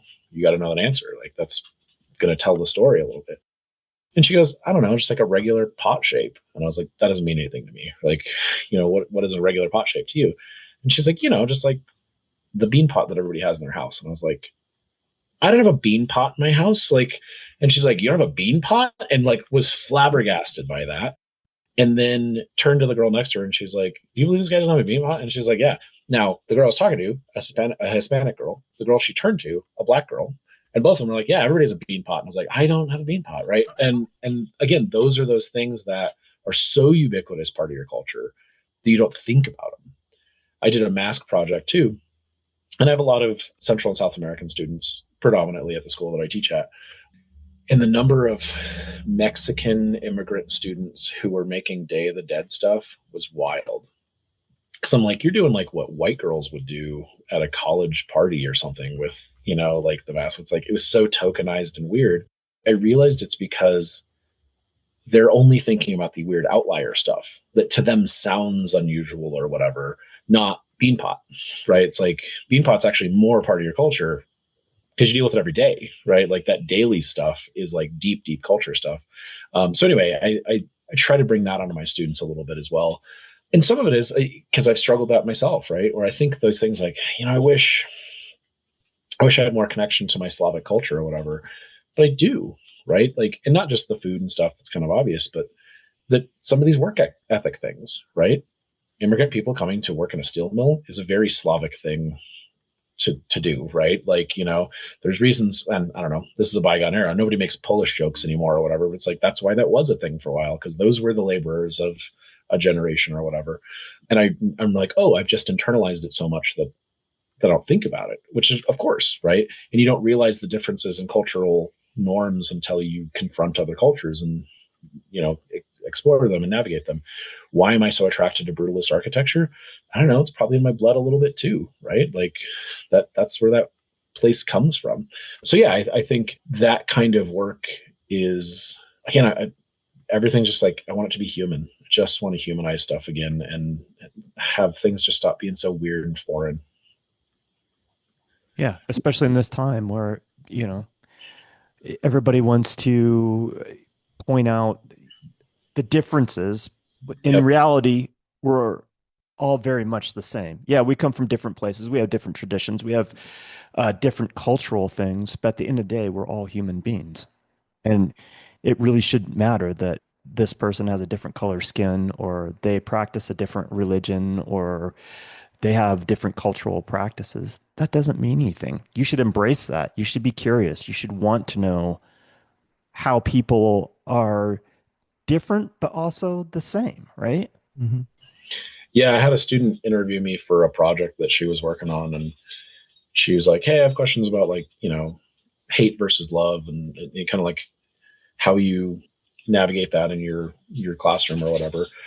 She's a previous student of mine, so she's moved on to now doing other classes. But I had her as a student for a little bit, and she's like, "Yeah, when I was here, I felt very loving," which I was like, "Oh, that means a lot. Like, I'm glad I got to foster that space." And she was asking some of those same questions. It's like, when there's this push for hate, like, why do we do that stuff? And again, I think it's just like, because we don't know each other, right? It's very, very, very hard to hate somebody for real reasons instead of imagined reasons, right? Like, there's all kinds of things where I could come up with reasons why I might hate you, and most of them probably just aren't true, right? Right. And I think the other thing though is there's actually some really gross part of us that's a part of our humanity too, right? That like we want to other people and we like to do that, and it's because loving people demands something of you, right? Like, hate is exhausting and emptying, but it's easy. Right. Yeah. Loving is simple, but it is not easy, right? It's like, because it's obvious. It's like, yeah, I don't know. I just don't be a piece of shit and like, kind of care about people or whatever. And, like will their good. And it's like, yeah, except to do that essentially requires everything of me. And so weirdly, something like ceramics is this kind of beautiful, ordinary thing. Because it's like everybody had maybe not a pot for beans, but a pot for something, right? Like, you're cooking on the fire and you're even drinking a mug or whatever. Like, I love making handles on mugs because it forces you to hold my hand, right? Like, my thumb was right where your thumb is going to be. And only, it's like, yeah, we can slip cast and all this other stuff. But like, I love just a thing where like a human touched this right here. And everybody has it, right? And, how we navigate those cultures, like, yeah, there's differences, but it's also like, oh, you also figured out how to make clay hard? That's pretty cool. Like, yeah.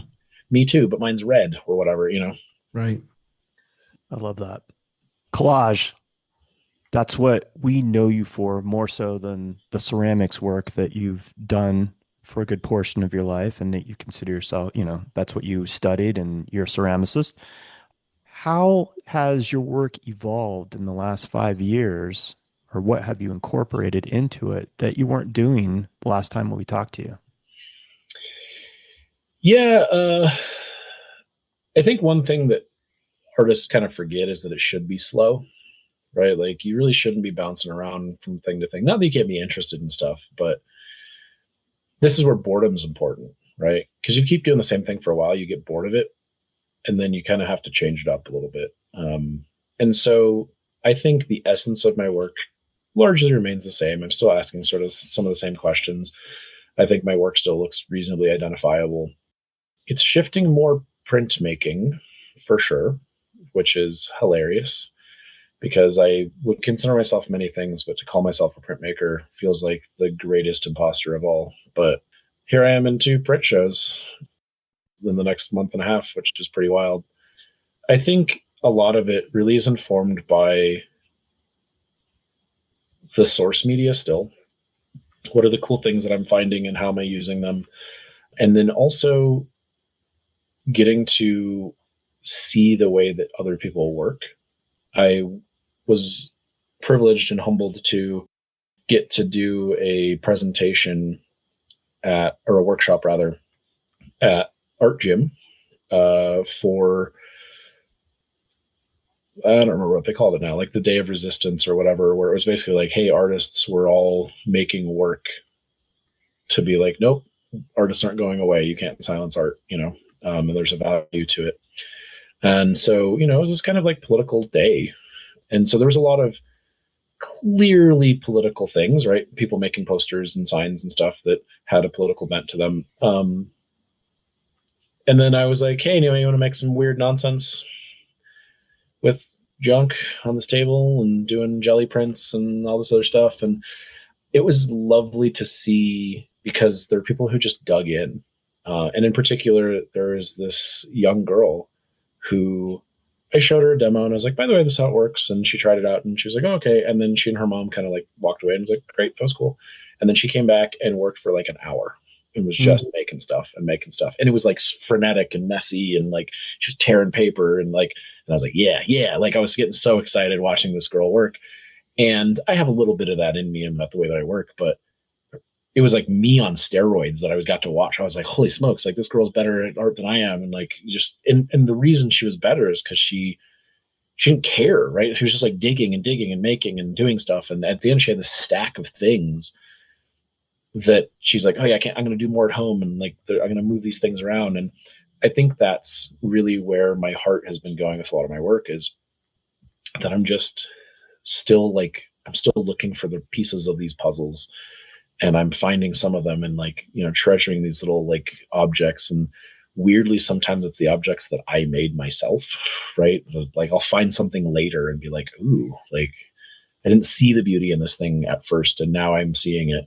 And so the way that I'm working is less structured maybe. Because before, last time we were kind of talking on the podcast, I would sit down and I'd be like, here's my formula and I'm going to do the thing. And here's the pieces that I've already set out. And now I'll go through these fits of just printing or something. I'll go through a fit of doing a bunch of gel prints, these mono prints. And then I will like set them aside. I'll go through a fit of making a bunch of like Citrosolve, like distortion pages and abstractions, and I'll set those aside. And then I'll come back to them and just dig through them and kind of like recontextualize them. It's almost like I'm giving them time to, I don't know, ferment or something, right? Like there's something that's happening when I leave them for a while and come back. Maybe my brain's fermenting, I don't know. But there's something there where I'm revisiting them with new eyes. And then I kind of do it again. I kind of stack them back and put them away. And so now it's more this prep work that I'm doing. And so I'll and people ask me all the time, like, how long does it take you to make that? I'm like, I can't even begin to substantiate that because I just have piles of different pieces that took me hours to fabricate, but then I have to put them back and, months or years later, I'm finding them again. So I don't know. That sounds like a terrible answer to that question, but that's the answer you get. So. No, I think that's great. And I think, people that don't do art, they're the ones that's asking, well, how long did it take you? Just because we need to like figure that out in our head. Like how long? And the answer is, and we hear it and we joke about it, is like, it took all my life to make this. Oh yeah. Right. This is where it came from. It wasn't like, I think in the podcast, you were saying, she did it in 10 minutes. Well, no, it took you 2 months because you had to go through all this stuff that wasn't working to get this to work. And then it came to you and, but that's just us being ignorant and trying to be like, ooh, how long did it take you to do this? Some things look really easy and that shit ain't easy. Like you said, like love, it's easy, but it's hard. It sounds easy. It's hard, right? Hate is not, it sounds difficult, but it's easy to hate somebody. It's the same principle. Sometimes the thing that looks so simple to make is the hardest to make, Yeah. And I think also like, there's a little bit of me like battling the material and the media and stuff too. It's like, there's a fight sometimes with the work. Again, I kind of love, right? And this is why all of my beloved, well-trusted friends are like, Joey, you got to go bigger, man. And I'm just like, I don't know. There's something about just this scale because it's so immediate. Like there's this one-to-one, like this is the real source material. And I'm not, copying and making it bigger or whatever, which I think is fine. I think a lot of people do some interesting work with that, but like, and it just feels empty to me because I don't have like, there's some of the like, crappiness of the paper or like a weird stain that and like you have to fight it or give it up, right? And be like, no, actually I'm embracing this stain now, or I'm embracing this tear, or somebody set a piece on a lamb sculpture that you were working for months on, and sometimes there's a crack in it, and I think those are the things that, and this goes back to that physicality too, right? It's like I want to dig in and I want to get my fingernails dirty with clay or print or whatever, and like I want my hands to have ink left over on them, and there's something about the process part of it. I have a student who's trying to figure out how to display her work, and then she's like, oh, I just want everything that's like finished. And I was like, I don't care, like show the stuff you have, show the failures and all the stuff in like a museum exhibit. Like that, I think is interesting. It's like famously like the Chris Burden piece where he like crucified himself to the VW bug, and there's like the nails that he just showed in the vitrine in the museum or whatever. It's like, yeah, like it's an artifact of the work. And I feel like, the thing that I hang on the wall is like the blood, sweat, and tears that are left on the, like boxing mat or something like that. It's like, that's just this artifact of the fight that I had with myself and the material to get to that place. Yeah. I feel like when I look at your current work compared to when we were first talking to you, there's always like this complex thought behind it, but I feel like there's more to it even now. It's become more sophisticated in its presentation. There's a lot more to it. It's not quite as streamlined. You still do some of that work, but there's a complexity to it that I wasn't seeing before. And I'm going to pull up a piece that both Wes and I talked about before the podcast. This one's entitled, "In the End, I'm Not Sure There Is Much Left to Say." It's a multimedia monoprint that you can find on Joey's Instagram. And it says the mistakes you made across it, which I always love these little bits of verbiage that you put in, whether it's just one word or, part of a sentence or whatever. Talk a little bit about this piece. Man, picking the rough ones, dude. So there's a couple things going on here. One is actually the blue kind of ephemera stuff that's in the background there, those sort of borders and stuff, was from this old map manual, like a geo survey from the 50s or something like that, which was really cool. And we talked about before, it's like when you become the collage weirdo, then people are like, hey, do you want some old garbage? And you're always like, yeah. And sure enough, I got a huge box. So I actually got that piece at the that art gym thing that I was telling you about. And somebody brought me this box of stuff, and I was just like, oh. So I got left with more things than I came with, which was hilarious. And but it's also great, right? And I think there's something about that tone that feels municipal, like that's a municipal blue, like it looks like it came from a manual of something. So peeling back those layers I was telling you about earlier, I shared with you that I was in an abusive relationship for a long time and got out of that and really kind of got my feet back under me, and been doing a lot of healing through my art and through therapy and through teaching and through friends, and I'm able to open up. It's so funny because I I feel like I'm a pretty emotionally intelligent and emotionally expressive person, but I still find myself holding back sometimes, a lot more than I tell myself I do. And so, I have friends that I trust and love and share work with, and I put my stuff out in my art and whatever. And I think it's a little bit like you talk to actors sometimes, and they're like really reserved people, and you're like, oh, that's weird. And you're like, yeah, because when I'm acting, I have the mask on or whatever. And my art, I feel like, is both me tearing my heart open and also putting a mask on at the same time, right? It's like, hey, look at this broken heart, but like, I don't want you to know it's me that has it or whatever. So I attempted a relationship with a person again after being pretty scared of an intimate relationship, and it was great in a lot of ways. My therapist he was like, "Man, you seem really happy," and I was like, "Yeah, I am." And this one hurt in a different way when it ended because, like when somebody's abusive, then you're like, hey, fuck you, never be part of my life ever again, and I hate you. And like, it's a pretty kind of easy, clean thing to come to terms with in some ways, right? Like there's the trauma from it that I'm healing from still, but it's like, I don't have confusion about, like, I don't miss that person, right? But this relationship wasn't that way. And like it ended badly in a way where I can't be mad at this person. And that's so much harder to deal with. And so like I ended up actually ending this relationship because they were very emotionally unavailable. And this is a term I think we hear in society a lot. And we're like, yeah, like whatever. But then I finally experienced what that actually means. And I'm like, oh, you can't give me this thing. Like she wanted to, right? And like that was like this weird hard part where she just couldn't, and she really would shut down. And like, when things were good, they were great, and when they weren't awful, they just weren't, right? Like, and so it ended up where I was like, hey, I actually need more than this.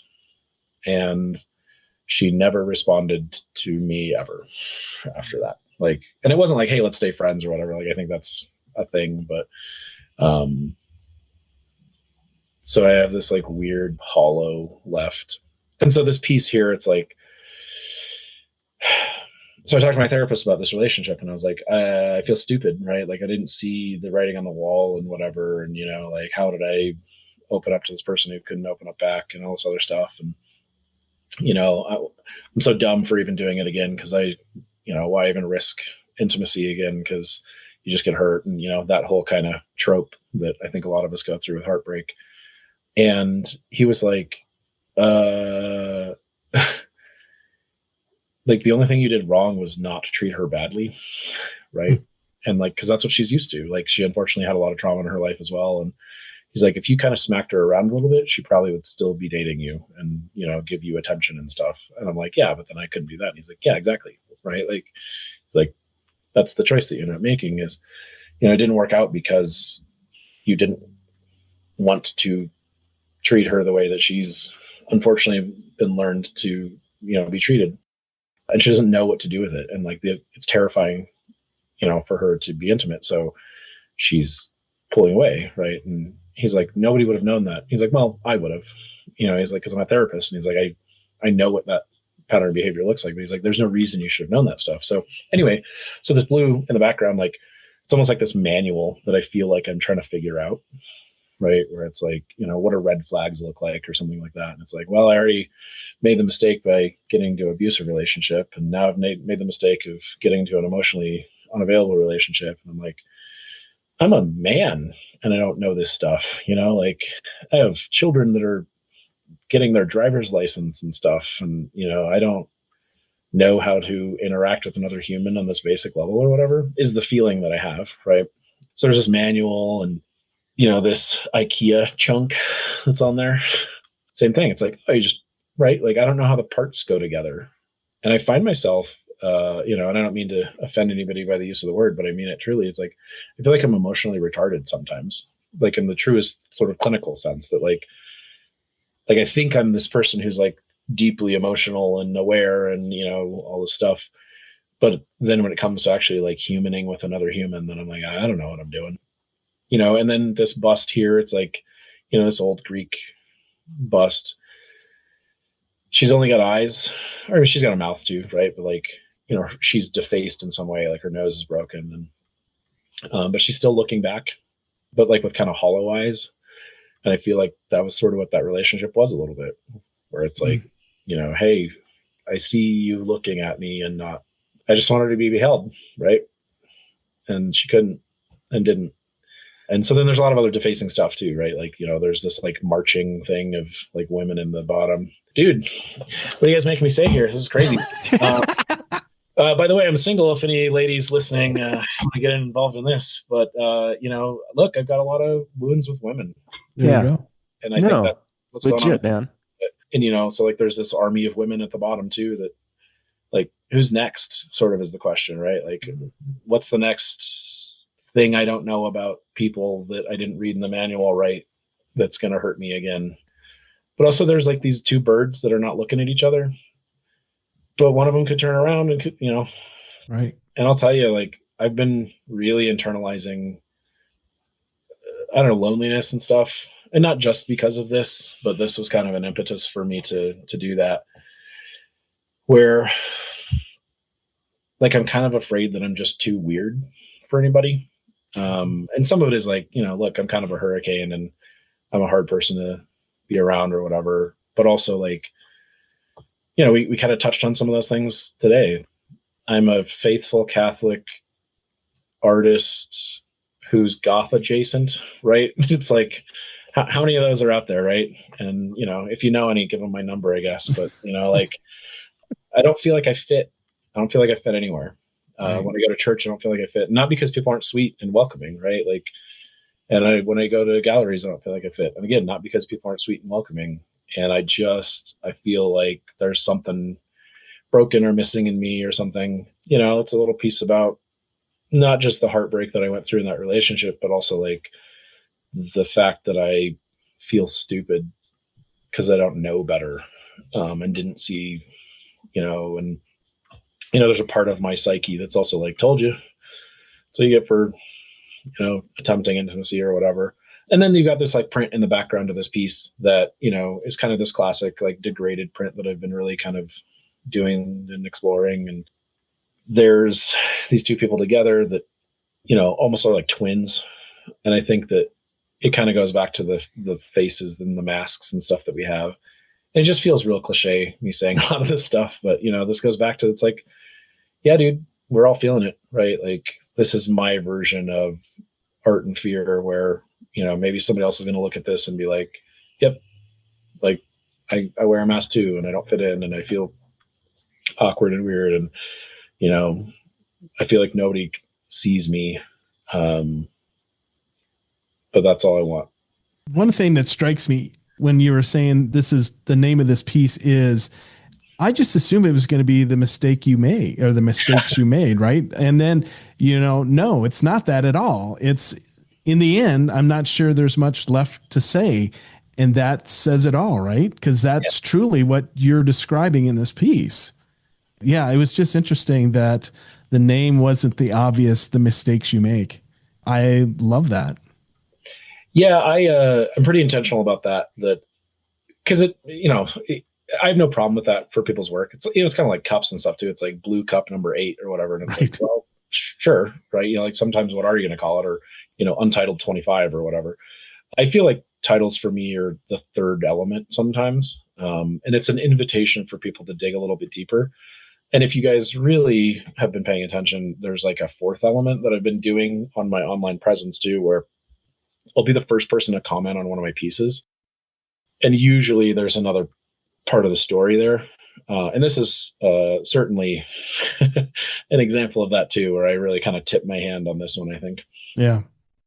It's a magnificent. Oh, go ahead. Oh, I was just going to read one of the statements. It says, recently I said the words, I'm used to being neglected out loud and that was in quotes and then out loud for the first time.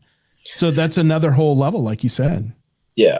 Well, and again, like that's that onion layer, right? So that was actually a moment in therapy. Like that's what that quote was. I literally I said that out loud to my therapist, which really, therapists are just ways for you to talk to yourself sometimes. And that hit hard, because then the question is like, what kind of other wound do I have going on? Because, like this particular lady hurt me for sure.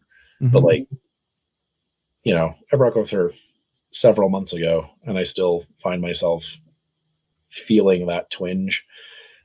And again, like relative to some of the other relationships I had, like not even bad, right? Like, right. But I think the part that I'm ultimately getting to is I am used to being neglected, and I also hate it more than anything, and it's gross and it's hard, and that's a bigger wound maybe than somebody hitting me, right? Which right. is so weird to think about. Yeah. You can't see those wounds. They lie deep inside of you, so people don't see that, right? But it's something you carry with you, and it hurts all the time. Yeah. I think about it with my students a lot too, because the science shows that if you were in an abusive situation, it actually does the same kind of damage to your brain than if you were in a negligent situation. So kids whose parents never hug them or tell them that they love them are just as traumatized as kids who are physically beaten by their parents, which is wild to think about. And as a society, I think we're moving into a lonelier and lonelier and more negligent place all the time. And this goes back to the look somebody in the face thing we were talking about earlier. And it's now we're 2 generations in on negligence, right? And it's getting spooky, right? There's a really scary thing that's happening with the fact that people just don't even know how to talk to each other. Right. I don't remember exactly what the statistic is, but it's something very close to 40% of men under the age of 30 can't name a single friend that they have, which is just horrifying. So thankfully I'm not in that place right. where, I'm able to have kinds of intimacy. I have friends and stuff who I love very much, and my family who I'm very connected with. And, those people have seen my scars and they didn't run. Unfortunately, there's a lot of people in the world they think don't even have that right now, or think they don't, right? And, don't know how to be seen and be held by another person. It's hard being human, and it's gotten harder, like you were just touching on. I don't think you're emotionally retarded. I think you're just human, man. I think there is somebody out there that will appreciate you for who you are and will love you for who you are. And I get it. Like what you said previous, hey, I tell people this all the time. I'm not everybody's cup of tea. And I'm probably, if my wife was here, she'd probably confirm this, but I'm probably pretty hard to live with at times. Yet this woman continues to come back and love me for who I am, which I'm very grateful for. You just haven't found that person yet. And I don't give up on it is what I would say. That would be my only piece of advice. Don't give up on it. And I've told you this before, that you are beloved by a multitude of people. Right. Thank you. And I intellectually assent to that. And my heart is moving to a place where I can accept it more. This sounds terrible. Whoever's listening right now, make sure you listen to this entire story, because it's going to be really scandalous if you don't. The other day I had a priest laugh at me in confession, but in a really loving, beautiful way, because I was, kind of talking about these struggles, because this is how, there's a lot of prayers where it's hey, I trust in you and things like that. And I'm yeah, I feel like I don't a lot, right? Because if I did, then why would I be so anxious about a lot of this stuff? And so I'm kind of confessing these things, and the priest was so do you have people in your life that you can really be safe with? And I was sometimes, was my answer. And he goes, yep. I feel like it's not a God thing. I think it's a people thing right now for you. You're putting your walls up hard, right? And fighting and pushing back, and and then I said, yeah, that's what my therapist says too. And he laughed and he goes, yep. He goes, I think that your spiritual director and your therapist know you pretty well. And if we're both seeing it, then, maybe listen to us or whatever. So, I don't know, man. It's a weird thing that, our brains, they want to keep us safe, right? and sometimes it's like really critical, like kind of not very kind voices that are doing it, because like, for one, so, this piece is actually up at the People's Building right now. This is one of the pieces I have there. And I have another piece that's going to be for sale for Month of Print, which is very related to this kind of internal work that I'm doing too, for their fundraiser. But I got this like guard part of me, right, that just wants to hold the gates and just be like, hey, you don't get hurt if we don't open up, right? Like, and it's true. It's 100% true, right? That like, I'm never going to get hurt if I don't risk intimacy again, except then you don't get intimacy again, right? And, like that's the trade. And unfortunately, I think we live in a world where people are willing to make that trade just all the time about everything. Yeah. Right. Like my students don't care about anything. It feels like, that they're just like, because I can't get disappointed if I'm never excited. But also then you're never excited, right? Like there's no passion. And so like, I think it's this thing where, again, this is no secret. Like this is Kafka, and this is Bukowski, and this is Shelley. And, it's like, I feel silly sometimes because I'm like, oh, Joey, sad old Joey, like, but it's like, oh, right. Like this is the human condition of being neglected and being unseen or thinking that you are or whatever. But then also like there's a part of my brain that like genuinely doesn't work right because of trauma. And like I have to talk it out with them, right? And and then there's this judge part of you that tells you you're a piece of shit, because then it makes sense, right? Because if I'm a piece of shit and nobody likes me, then like, well, of course not, right? But then also there's an option to fix it, right? Well, I can go to the gym more, or I can, read more books, or, do something that is going to make me more palatable to the world. But unfortunately, like, and, and that judgy voice doesn't feel good, right? Like, we don't like hearing from that voice because it's kind of cruel. But also it's trying to keep us safe, right? Because then we don't have to confront the possibility that sometimes people are just going to reject you and neglect you and hurt you, and that there's nothing you can do about that. And that's super scary.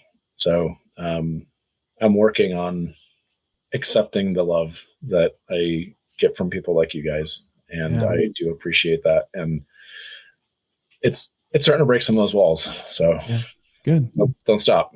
There you go. There you go. This piece I love, and it works on so many levels. And even if you hadn't told the story, I could have gotten lost in this. And again, going back to the whole onion and layer thing, I see this in your work getting more and more layers. It's interesting about this piece because this book that you use for the background, this blue, it totally sucks you in. Like, I don't know if you watched me or not as we were talking. I closed my eyes just to make sure that that I wasn't convincing myself otherwise. But I'm drawn to the blue immediately, even though there's color and there's all these other like graphic elements, which really should just draw your eye to immediately, especially having words in there, because the human eye always wants to go to where there's some kind of word or print or whatever. But my eye goes directly to this blue in the background, and then I'm processing the other layers coming forward. So I work from the back to the front, which I thought was very odd, man. And this is what I'm talking about when I see this sophistication. And I don't know if it was, calculated or not on your part when you were making this. I know you work very intuitively, but this is why I say it's magnificent. Thanks, man. Yeah, I think everything we do on purpose, we just don't always do it consciously, right? Am I paying attention to those things? And I think a lot of the time, the answer is like, well, yeah, that looks right, and maybe I can't put my finger on exactly why. And honestly, even the conceptual work that's happening in my stuff. Again, I kind of, it's like a weird mirror, right?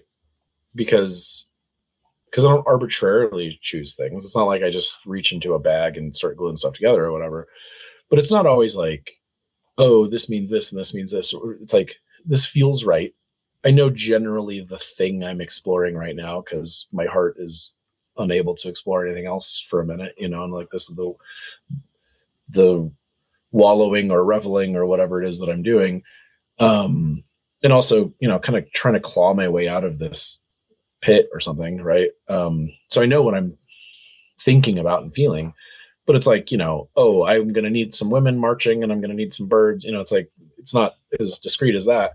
And I think even so I almost like have to dissect my own work afterward to be like, what exactly was going on here? And, but the blue, I understand what you're saying. I think there's a couple of things going on with it. One is it's saturated, right? I mean, so like there's just a formal quality there that it's the most saturated thing on the, piece or whatever. But when I was working at the sign shop, there was a study that I was reading that legibility of a sign increases by something like 40% if there's a border on the sign, which is wild, right?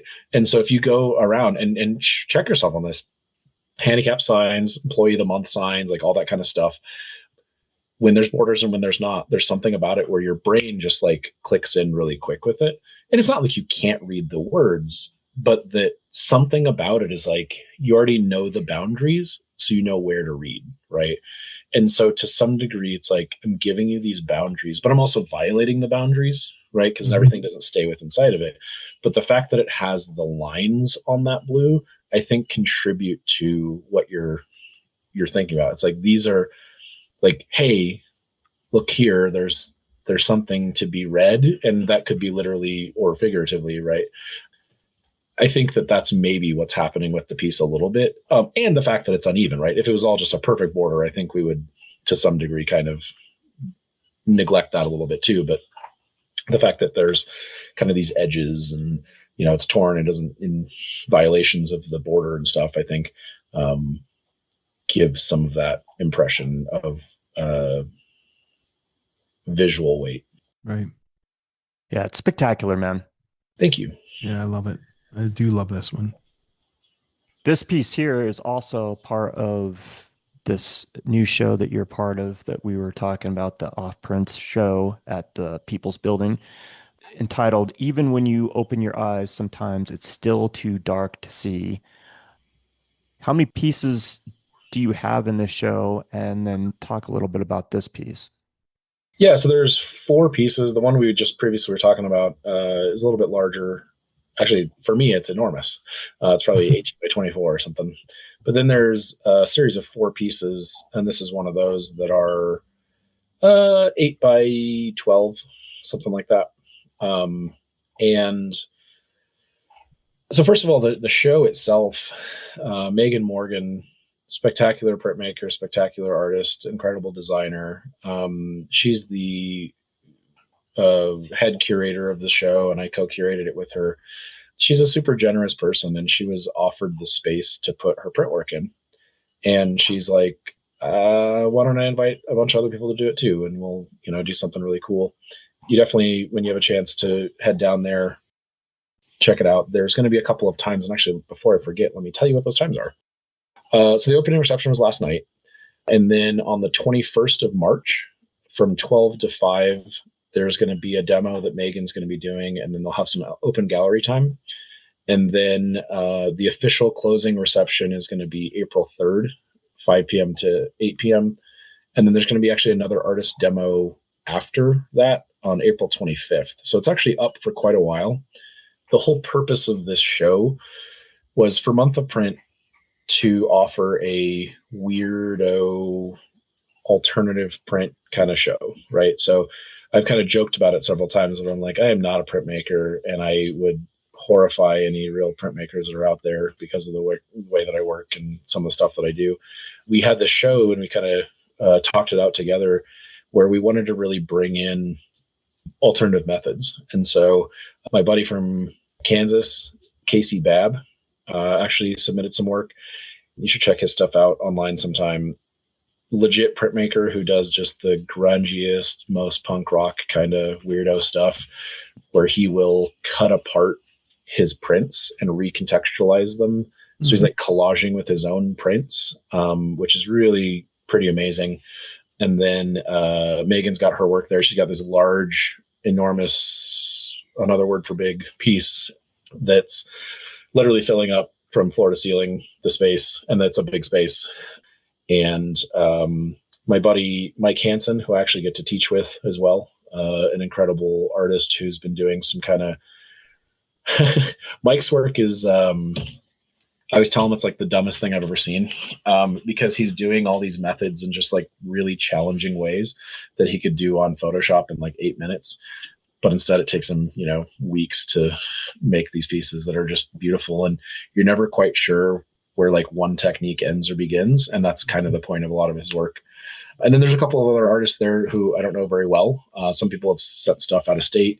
We even had somebody from the UK who did kitchen lithography, which is really cool, where she was doing lithography like off of like aluminum foil or aluminium, I guess is what they would say there.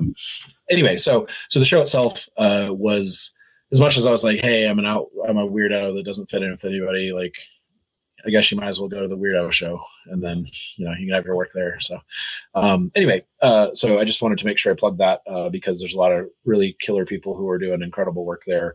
And I know I missed a bunch of them, and I would love to talk more about all of them, but you guys should go to that show and check it out. There's all kinds of cool stuff happening. So, but to answer your question, so yeah, again, this is work that feels related, right? There's, again, some of the same imagery, and I'm kind of pulling from some of the same sources, and we've got another, kind of Grecian sculpture, but then a bird and, text and circles. And, I'm kind of, I have a vocabulary that I'm speaking in. Right. And then, so there's kind of more with this. And it's funny too. I don't know if we talked about this before, but there's an old Portlandia sketch called Put a Bird on It.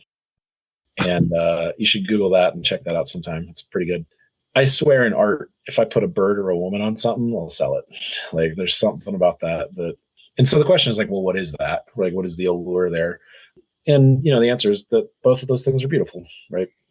And not just visually, but conceptually, right? And so it's like, why are birds so compelling to us? And it sounds so stupid to say, but it's like, probably because they can fly, right? Like, which is magic, right? Like, that's incredible. Like, I don't know what that would even be like to navigate the world in 3 dimensions that way. It's like, that's incredible.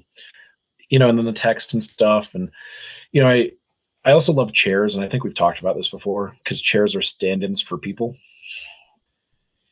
And, hey, this is more me trying to figure out my stuff, right? Like, so you got this piece with an empty chair, and there's like this leg that's sort of disembodied that you can see that isn't touching the chair. Sounds so dumb. So it's like the Sistine Chapel, right? So like there's like God ensouling Adam, but his finger isn't quite touching him yet. Like that's this moment too with this chair. And so, I'm the chair sort of, and like, I'm not quite like nobody's touching me yet. Right. And, the figure, his eyes are obscured because he's not being seen. And, like there's more of that same stuff going on. Boy, I'm surprised my therapist doesn't analyze my work more, because a lot here. But yeah, then, stepping stones, right? It's like, this is also, I don't know how to figure stuff out, but I also don't know what else to do.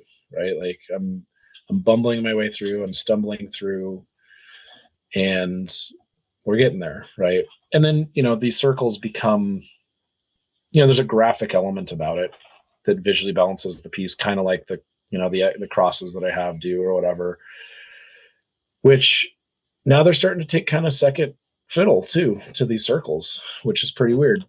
It's still kind of a signature part of my piece. It's still something people talk about. It still feels right that I put it on there for a lot of reasons, but now there's these circles that are doing work, and they're not just graphic though. Like we still got this stripe, this line of the blue ones, but then the gold ones are not just graphic anymore. Now they're kind of spread around, and now there's like, it helps me go from place to place. And that's true in a literal way, right? Like movement is an important part of art, and you have to have something that's tracking your eyes around. Right. But it's not like where those gold circles are located are moving from a place to another place. And that some of it's kind of chaotic until you can kind of hit the ordered part, which is where those like blue circles are. And that leads you to the actual text and really, down into the foot. And, then you kind of circle back around, and, by the time you get to the bottom, like there's my mark again, sitting kind of quietly in the bottom. Yeah. And so as I'm trying to figure stuff out, it's like, oh, I have all this insight about myself now that I didn't have even the last time we spoke on the podcast. And I still don't know what I'm doing, right? Like I have all this insight, and, I've peeled back layers, and, now my eyes are open, except like sometimes it's still dark. Right.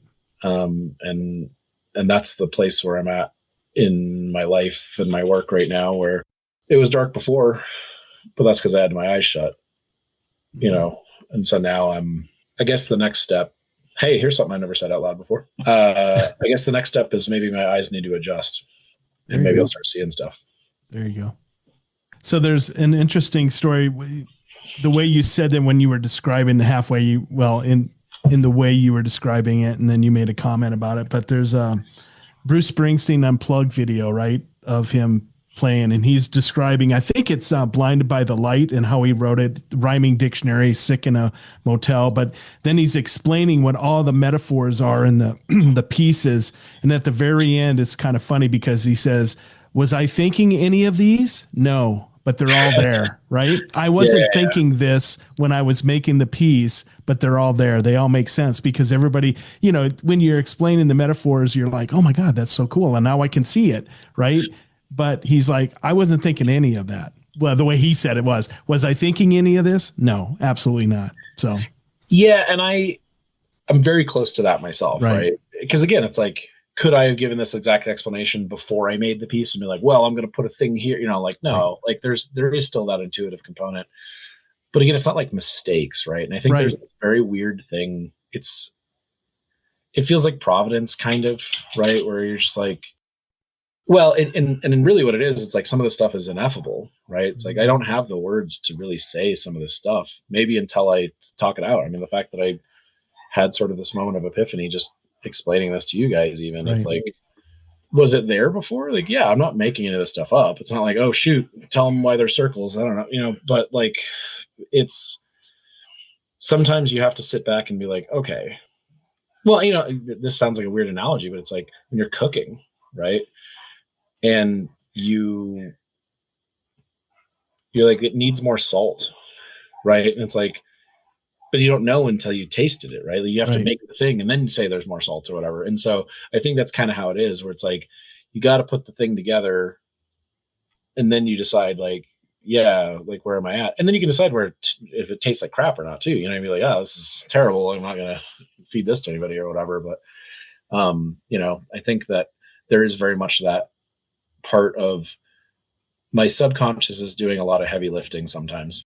Yeah, for sure. Hopefully you didn't take that the wrong way. No, not at all. Yeah. Okay, good. Because it was an interesting correlation. And when you were saying that and you kind of paused and then made that statement, it just popped into like Bruce Springsteen talking about writing music. And it's the same thing. It's creation of art, right? And all these probably percolate, for a long time underneath. And part of it is visually, why is this speaking to me now? But you're piecing things together. It's speaking to you while you're putting it together. Now, there could have been another piece you could have put in there, but you chose not to. Like you chose this bird instead of the colorful bird or whatever. And maybe in the moment it was just like, oh, I just like this bird better. Maybe it's because of the head turn. And then in retrospect, you can analyze it and say, and I think art therapy is that way anyway, right? You're creating stuff and then you're evaluating it through, after it's done. What does this mean? What does it mean to you now? And then 15 years later, this might mean maybe stepping stones mean something totally different, Yeah, for sure. And I think it kind of goes back to that, like the tarot comment that I was talking about, where it's like, I mean, at the end of the day, like this is actual just garbage that I glued down on a thing, right? I mean, it's like none of those things mean the things I said they mean. A bird doesn't mean any, like it's just a bird, right? A chair is just a chair, but like I think because we're grasping for meaning, and this is, people a lot of time get frustrated by viewers asking like, well, what does it mean? Right. And they're like, oh, I don't know. I thought it was obvious. And like, first of all, I know I'm not obvious. So like, that doesn't hurt my feelings, but also, yeah, that's a great question. Right. Like, and again, I think it's almost like in a non-snarky way, I want to be like, yeah, that's a great question. And then like walk away. Right. Like, I don't know, what does it mean? Right. Like, not that I don't know, but it's like, I'm grasping to try to figure this thing out and try to put it into words. I don't have the words to just say it. Right. So like, here's this thing. And, like just while you were talking, even because you said like, why is the bird turned that way? On the last piece, I was talking about how the birds weren't looking at each other. Right. But now the face is turned toward the bird. Like, I don't know. I'm sure deep down, one of my parts knows the answer to that. Right. Right. I just find it interesting because then I can even probably go the other direction where it's hard for me to be like super creative because I'm not allowing my mind to like loosen up enough to think or not think, maybe just to create, right? To just put pieces together and then call it. Like I'm looking for meaning all the time. I'm looking for narrative all the time because I keep thinking when I look at somebody's stuff, I'm thinking, what do they want me to see? What story they tell me? What should I take from this? And sometimes that's paralyzing in itself. It's like divergent versus convergent thinking, right? Like they're both good and valuable. And like, we need both of those things to navigate the world. And like, I'm better at one than the other for sure. But convergent thinking is very much like, this is the answer, period. Right. Like math. It's like, that's the answer. That's it. Right. There's nothing else to say about it. Whereas divergent thinking is like, anyway, here's 2 more questions to your question. It's like, it's just breeding that kind of curiosity. And so I think it's hard, especially when you have a message. This is why I have a hard time with a lot of the like political art being made right now, not because of its being political or even the message that it has or whatever, but like, it's just so heavy handed a lot of the time. And it just is like, yeah. And the reason why I don't like it is because you're not going to convince somebody of something by telling them. Right. Because if that was the case, I'd tell people stuff all the time. It's like, hey, here's what you should think or whatever. And it's like, people are going to be like, no, fuck you. Like, I'm not going to think that. And it's like, oh, right. I guess not. Right. And so to me, then it's like, again, that's a very like Socratic method where it's like, I don't know, like you figure it out. And then when you do, you're like, oh, no, I've actually figured it out. And I'm willing to accept the thing that maybe we actually agree on or whatever. And so, yeah, I think that it's a struggle, right? Because at the same time, you don't want to be misinterpreted. Like we're terrified of that too, right? Where it's like, oh yeah, this is about whatever. I don't know. And it's so dicey, right? Because I don't subscribe to the like, well, it means anything to anybody. It's like, no, that's really a bird and really a chair and really a part of a face. It's like those you can't be like, oh, it's about hippos or whatever. It's like, no, that's ludicrous, right? It's like you can only work with what's there. But in the same way that, I think music is actually a great analog, right? It's like, I only said the words I said, right? You can't put words in my mouth, but at the same time, you can read in between the lines. Yeah. And sometimes they have mythology behind them. So there's myth attached to them. So maybe you're trying to say whatever the bird is, a harbinger of death or, who knows, right? So it could be something as simple as that as well. Sure. Anyway. Great piece, man. Thank you. I look forward to seeing the show. Talking about shows, you're in this show. You have another one coming up. Is that what you said earlier? Yeah, so I got so this print show, and then I've got the fundraiser show, Black Ink for MoPrint. That is, I think they changed the date. I want to say it's April 4th now, but it's at High Dive. But if you go to the MoPrint website, they definitely have all that up there. And there's a bunch of artists. This is where you get a block, a linoleum block, and you carve it, and then they actually do the printing stuff for you. And then you go and edition your work. But it's a limited run of 40 prints, and they're all $10 a piece. And there's some like heavy hitters in that show. So if you want to get cheap art from some really killer artists, some of which are famous and some of which I've never heard before, but I saw a couple of the prints and I'm like, holy moly, there's some really cool stuff. And it goes to the fundraising for MoPrint, so they can kind of keep doing the programming and stuff that they do. Yeah, so that's happening technically in April, but just right the beginning of the month there. Yeah, April 4th. It looks like this is the print, right? Darling, defend yourself. A quiet form of leaving. Yeah. So, I always feel guilty about being part of these shows because there's some of these people who are just exquisite in their craft. And, even looking at this piece here, I'm like, ugh, there's a couple of the returns on those letters that are rough. But I'm pretty happy with how the piece turned out overall. The imagery feels right to me. And yeah, I don't know, still more of the same exploration that I'm working on, but totally different media, so I can't really it's just a single color block print, so you kind of get what you get. It's very immediate. And in that way, it's kind of charming, right? Like there's something very collectible about that idea. It almost feels pamphlet sized too. And then again, so here's my use of border, right? As a point of legibility. And here's me violating the border again. And, that's kind of, I think, a part of who I am as a person and definitely part of my work. Yeah. So what else are you working on, Joey? Because you kind of teased us early on before we jumped on and hit the record button. You said that there was something a little bit, I don't know. You were apprehensive to talk about it on some level, but were willing to share on another level. And you said that there was possibly an NDA involved. Talk a little bit about that. For sure. Yeah. I'm not at all apprehensive to talk about it. I'm super happy to. Basically, it's something that you're kind of vaguely familiar with before, or from before it, because it's the second year that it's happened. But I am one of the artists who is making work for Hearsay, which is a public art exhibition that is meant to address the public health concerns around high concentration cannabis in Colorado.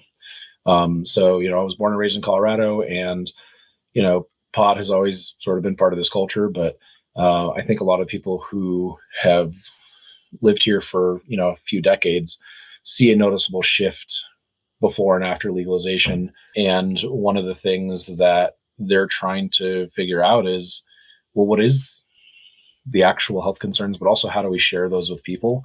And one of the things that I really love is that a couple people got together and they're able to procure a grant to do a fine art exhibition as a means to explore that dissemination of information.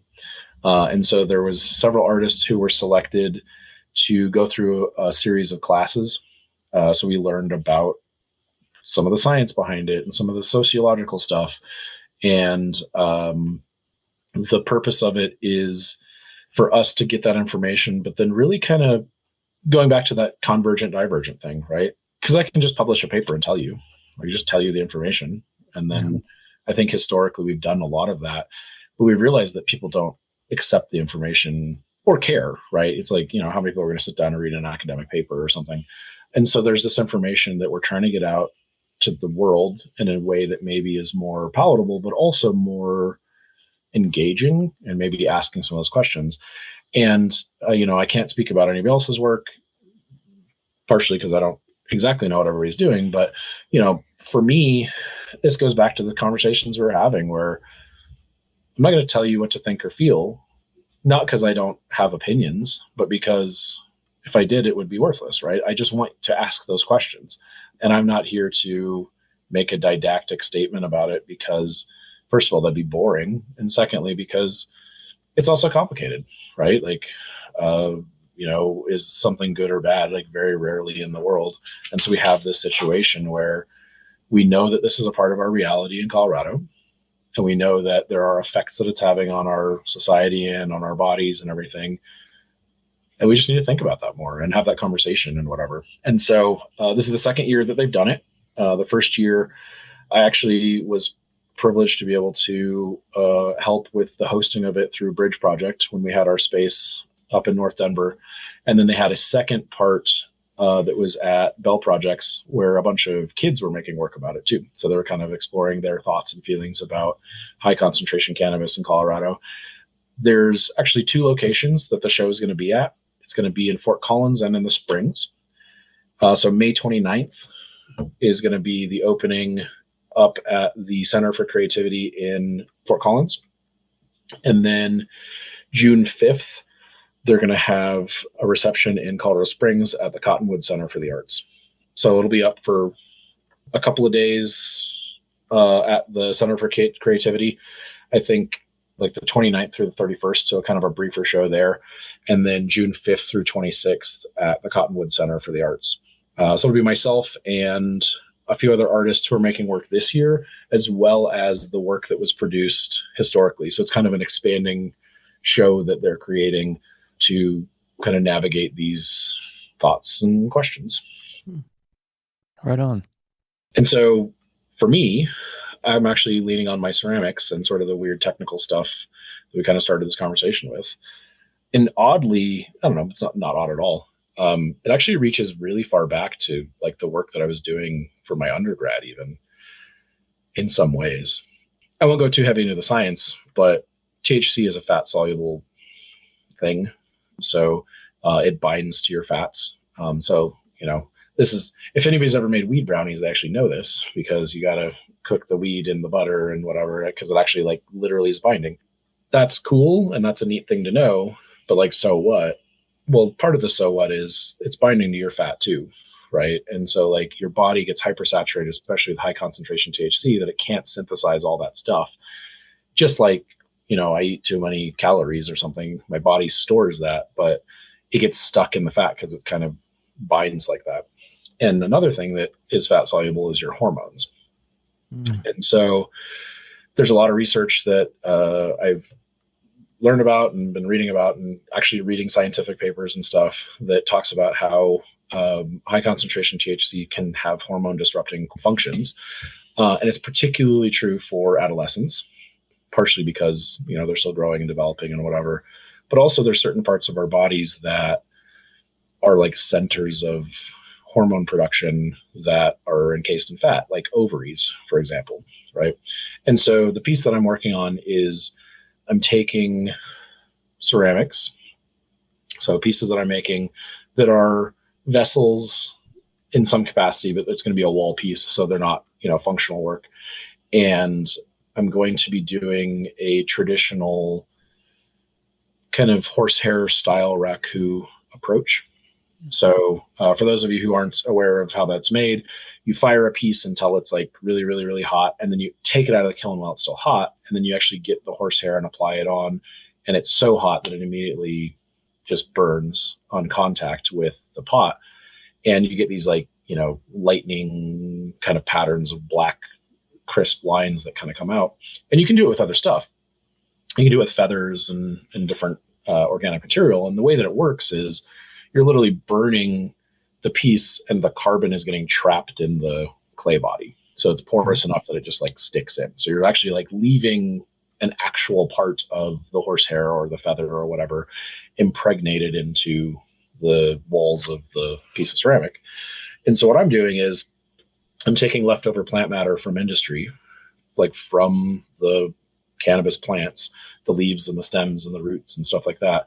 And I'm using that as a raku carbon trapping method to literally mimic what's happening in the body. And so, you know, oh, the THC is getting trapped in your fat and there's these things happening. Look, this carbon from these plants is getting stuck in, and technically there's some trace amounts of THC in the leaves and stuff too, or whatever. So theoretically on a molecular level, there's THC getting trapped into it as well. And it's also kind of this other part of it, which is legislation is funny because the people who are in charge of it aren't scientists and stuff, right? They just have to hopefully read the 500,000 page thing that people wrote about stuff or whatever. And, you know, I suspect most of them probably don't. Marijuana doesn't technically contain THC. It contains THCA, which only converts to THC after you burn it.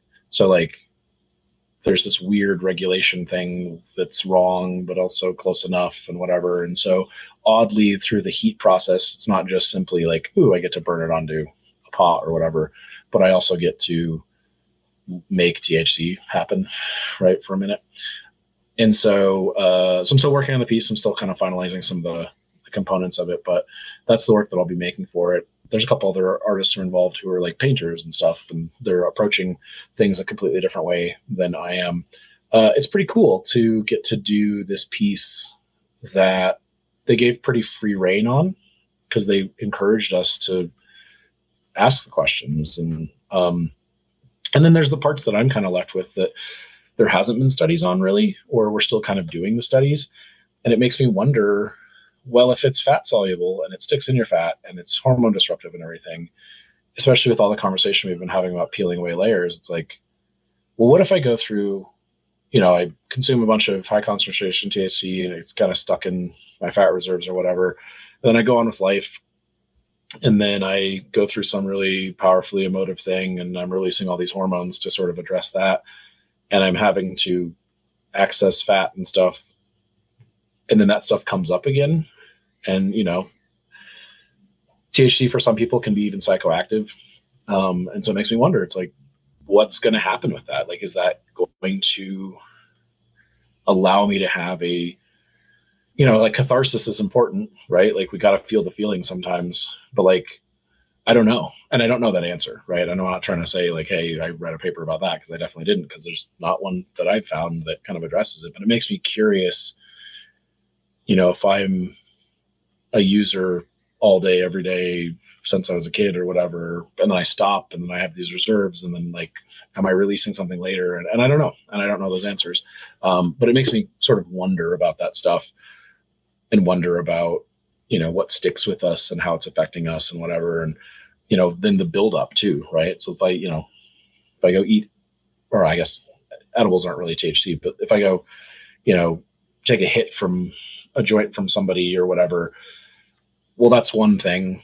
But if also I'm a regular user for 20 years and 10 of those years when I was an adolescent or whatever, it's like, what's happening? So anyway, that's the thing that I'm exploring in my work. And I'm super excited about the show. And I'll send you the flyer and stuff for it that you guys can absolutely put up for graphics and stuff. But yeah, that's kind of the thing that I've been working on. And I've been actually working through that process for, I don't know, kind of a year in some capacity. But the actual fabrication has really been just the last couple of months. For me, it's just an invitation to learn, right? Like, again, we were talking before, it's like, I value curiosity, and, I definitely have feelings about things and opinions about things. And the fact that I'm a teacher informs some of that. The fact that I'm a dad informs some of that. And that I'm seeing a lot of my students who are using pretty frequently. And, my hope is that people are going to just be thinking, right? Asking the questions themselves. And I think a lot of people are going to relate to their own real life experiences too, that maybe I touch on something that means a lot. And this is not really a whole lot different than the other work we've been talking about today, that the viewer has to be part of the creation, right? That, these people who, whatever your experience is, whether you've been a frequent user or not, or know people or whatever, or, however that works out for you, you probably have something to inform the piece on too. And I'm kind of more excited about that, right? Like, reading the papers was interesting and kind of getting enlightened about a lot of that stuff. But to me, that's where a lot of the real public art conversation or public health conversation is going to happen, is with the people digesting the information themselves. And,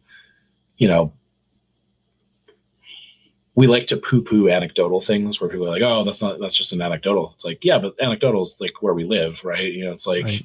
That's actual real human experiences there. So yeah, it's been a thing that I weirdly hadn't thought as deep about, even though it's always been kind of part of my life. The Taste of Marijuana Festival has been happening in Denver for, I don't know, longer than I have probably, and nobody cared even before it was legal. And now that it is, there's things that are going on, and it's probably just a matter of time before it's federally legalized too. I think that's kind of the direction that a lot of things are moving, but somehow we still don't have a lot of that research that to answer some of these questions. And so I think this is another one of those parts where like science and art are just not that different. We imagine they are, but we need each other to ask the questions and to seek out the answers. And just like the other stuff we've mentioned today, like, I don't know that there's just an answer. I don't think there's a bottom to it really, but there's information that I think is important for us to know. And I think part of that information that needs to happen is the people sharing their own stories and having those own conversations and things like that too. Yeah. For sure. That sounds interesting. Yeah, it sounds very compelling. Yeah. Thanks. Refresh my memory again. What is this show called? It's called Hearsay. Hearsay. Okay. Yep.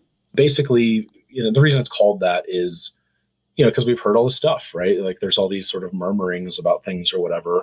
Here, I'll give you here's a little paragraph I'll officially give. So, at the intersection of art, science, and health, a new exhibition is taking shape in Fort Collins and Colorado Springs entitled Hearsay.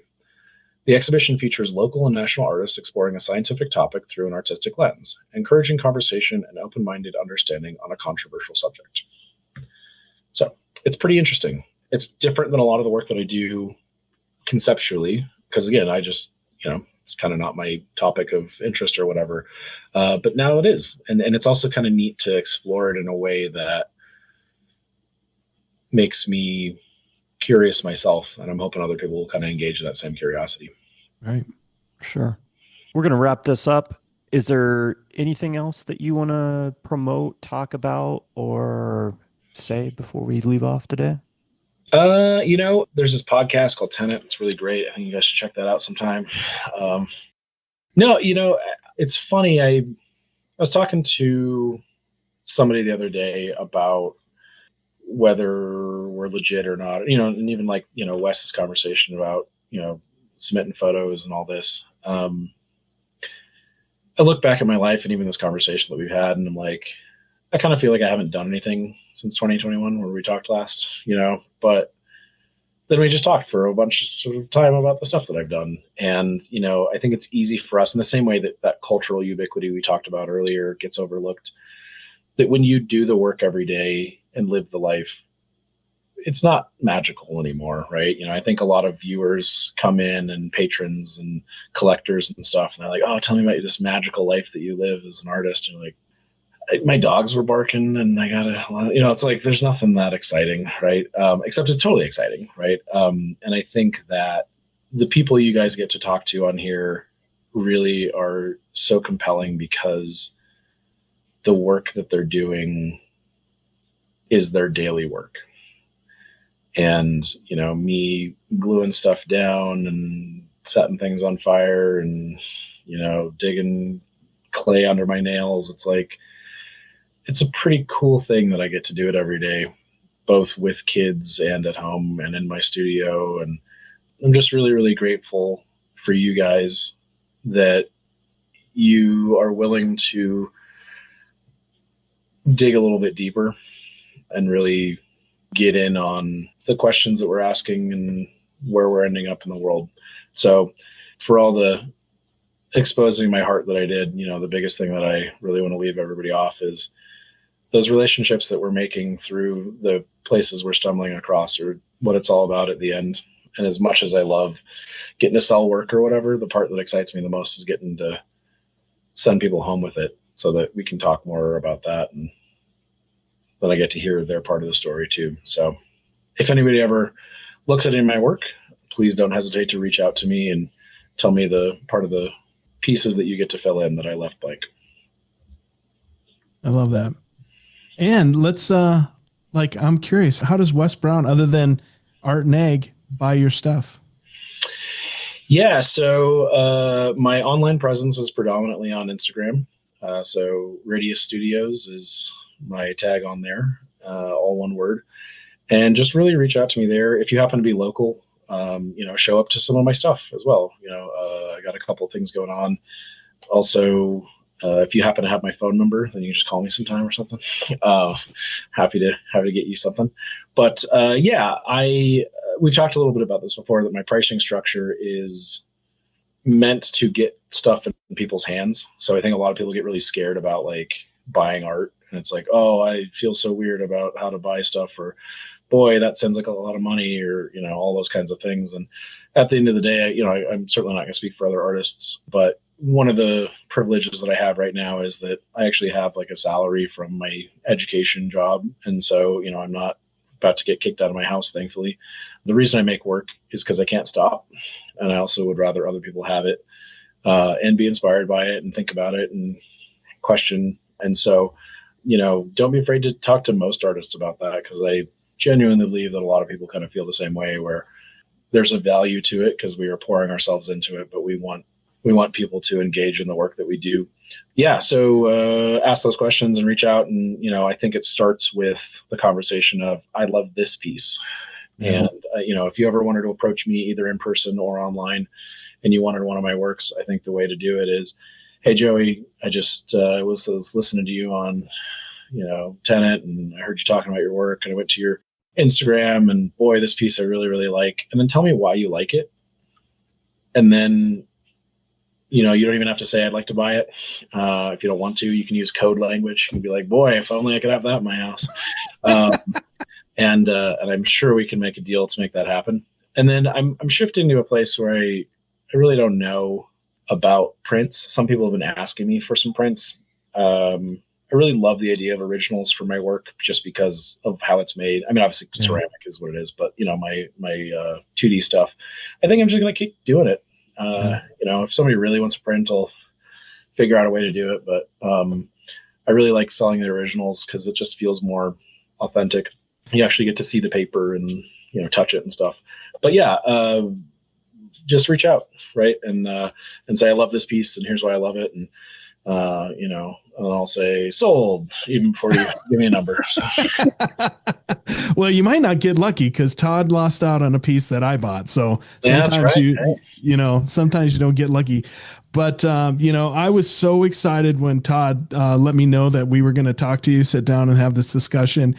And then I briefly listened to our first discussion, and I laughed a lot at the beginning because I was being stupid. It's so much fun to talk to you. You're such a kind person, and now I'm getting choked up. And I love your work. Jesus Christ, what the fuck? Sorry, man. You were hitting me earlier. But talking to you is just a joy.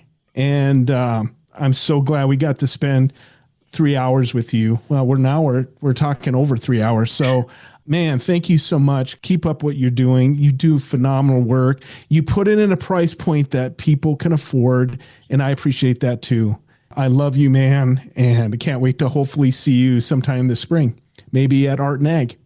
Yeah, man, for sure. I'm excited. Hopefully I won't get sick this time. If not, I'll show up anyway, and I'll give you a big there you go. hug. But I love you too. I appreciate you very much. Thank you so much. You bet. Right on, man. Hey, my one last question for you is this. Are you a rich man? More than I realize. I think so, man. There was a quote that I read from you. It says, I tell people all the time that even if I won the lottery, I would still wake up every day wanting to make art and to teach. I know it because at the hardest parts of my life, I also did the same. And I think I'm a big fan of the comedian Jimmy Carr. When somebody asked him what his definition of being rich was. And it's exactly that. He says, if you won the lottery or came into a bunch of money, but you wouldn't change anything in your life, then you're already rich. And I think you're very rich. Yeah. I think so too. Thank you. I love you, brother. It's great to see you, and I really enjoyed our conversation today. You're always welcome on the podcast, and I appreciate that you carved out time for us today. Absolutely. Thank you. I love you guys very much. Again, check out Joey's work on Instagram at Radius Studios, and check out Joey's work at the group exhibition OFF-PRINSTE at the People's Building in Aurora, Colorado, part of MoPrint, Colorado's month of printmaking. The exhibition runs through April the 26th, 2026. And I will have more information for you in this week's episode notes for the other exhibitions that he has coming up. For the Tenet Podcast, I'm Todd Pearson. And I'm Wes Brown. Have a great week.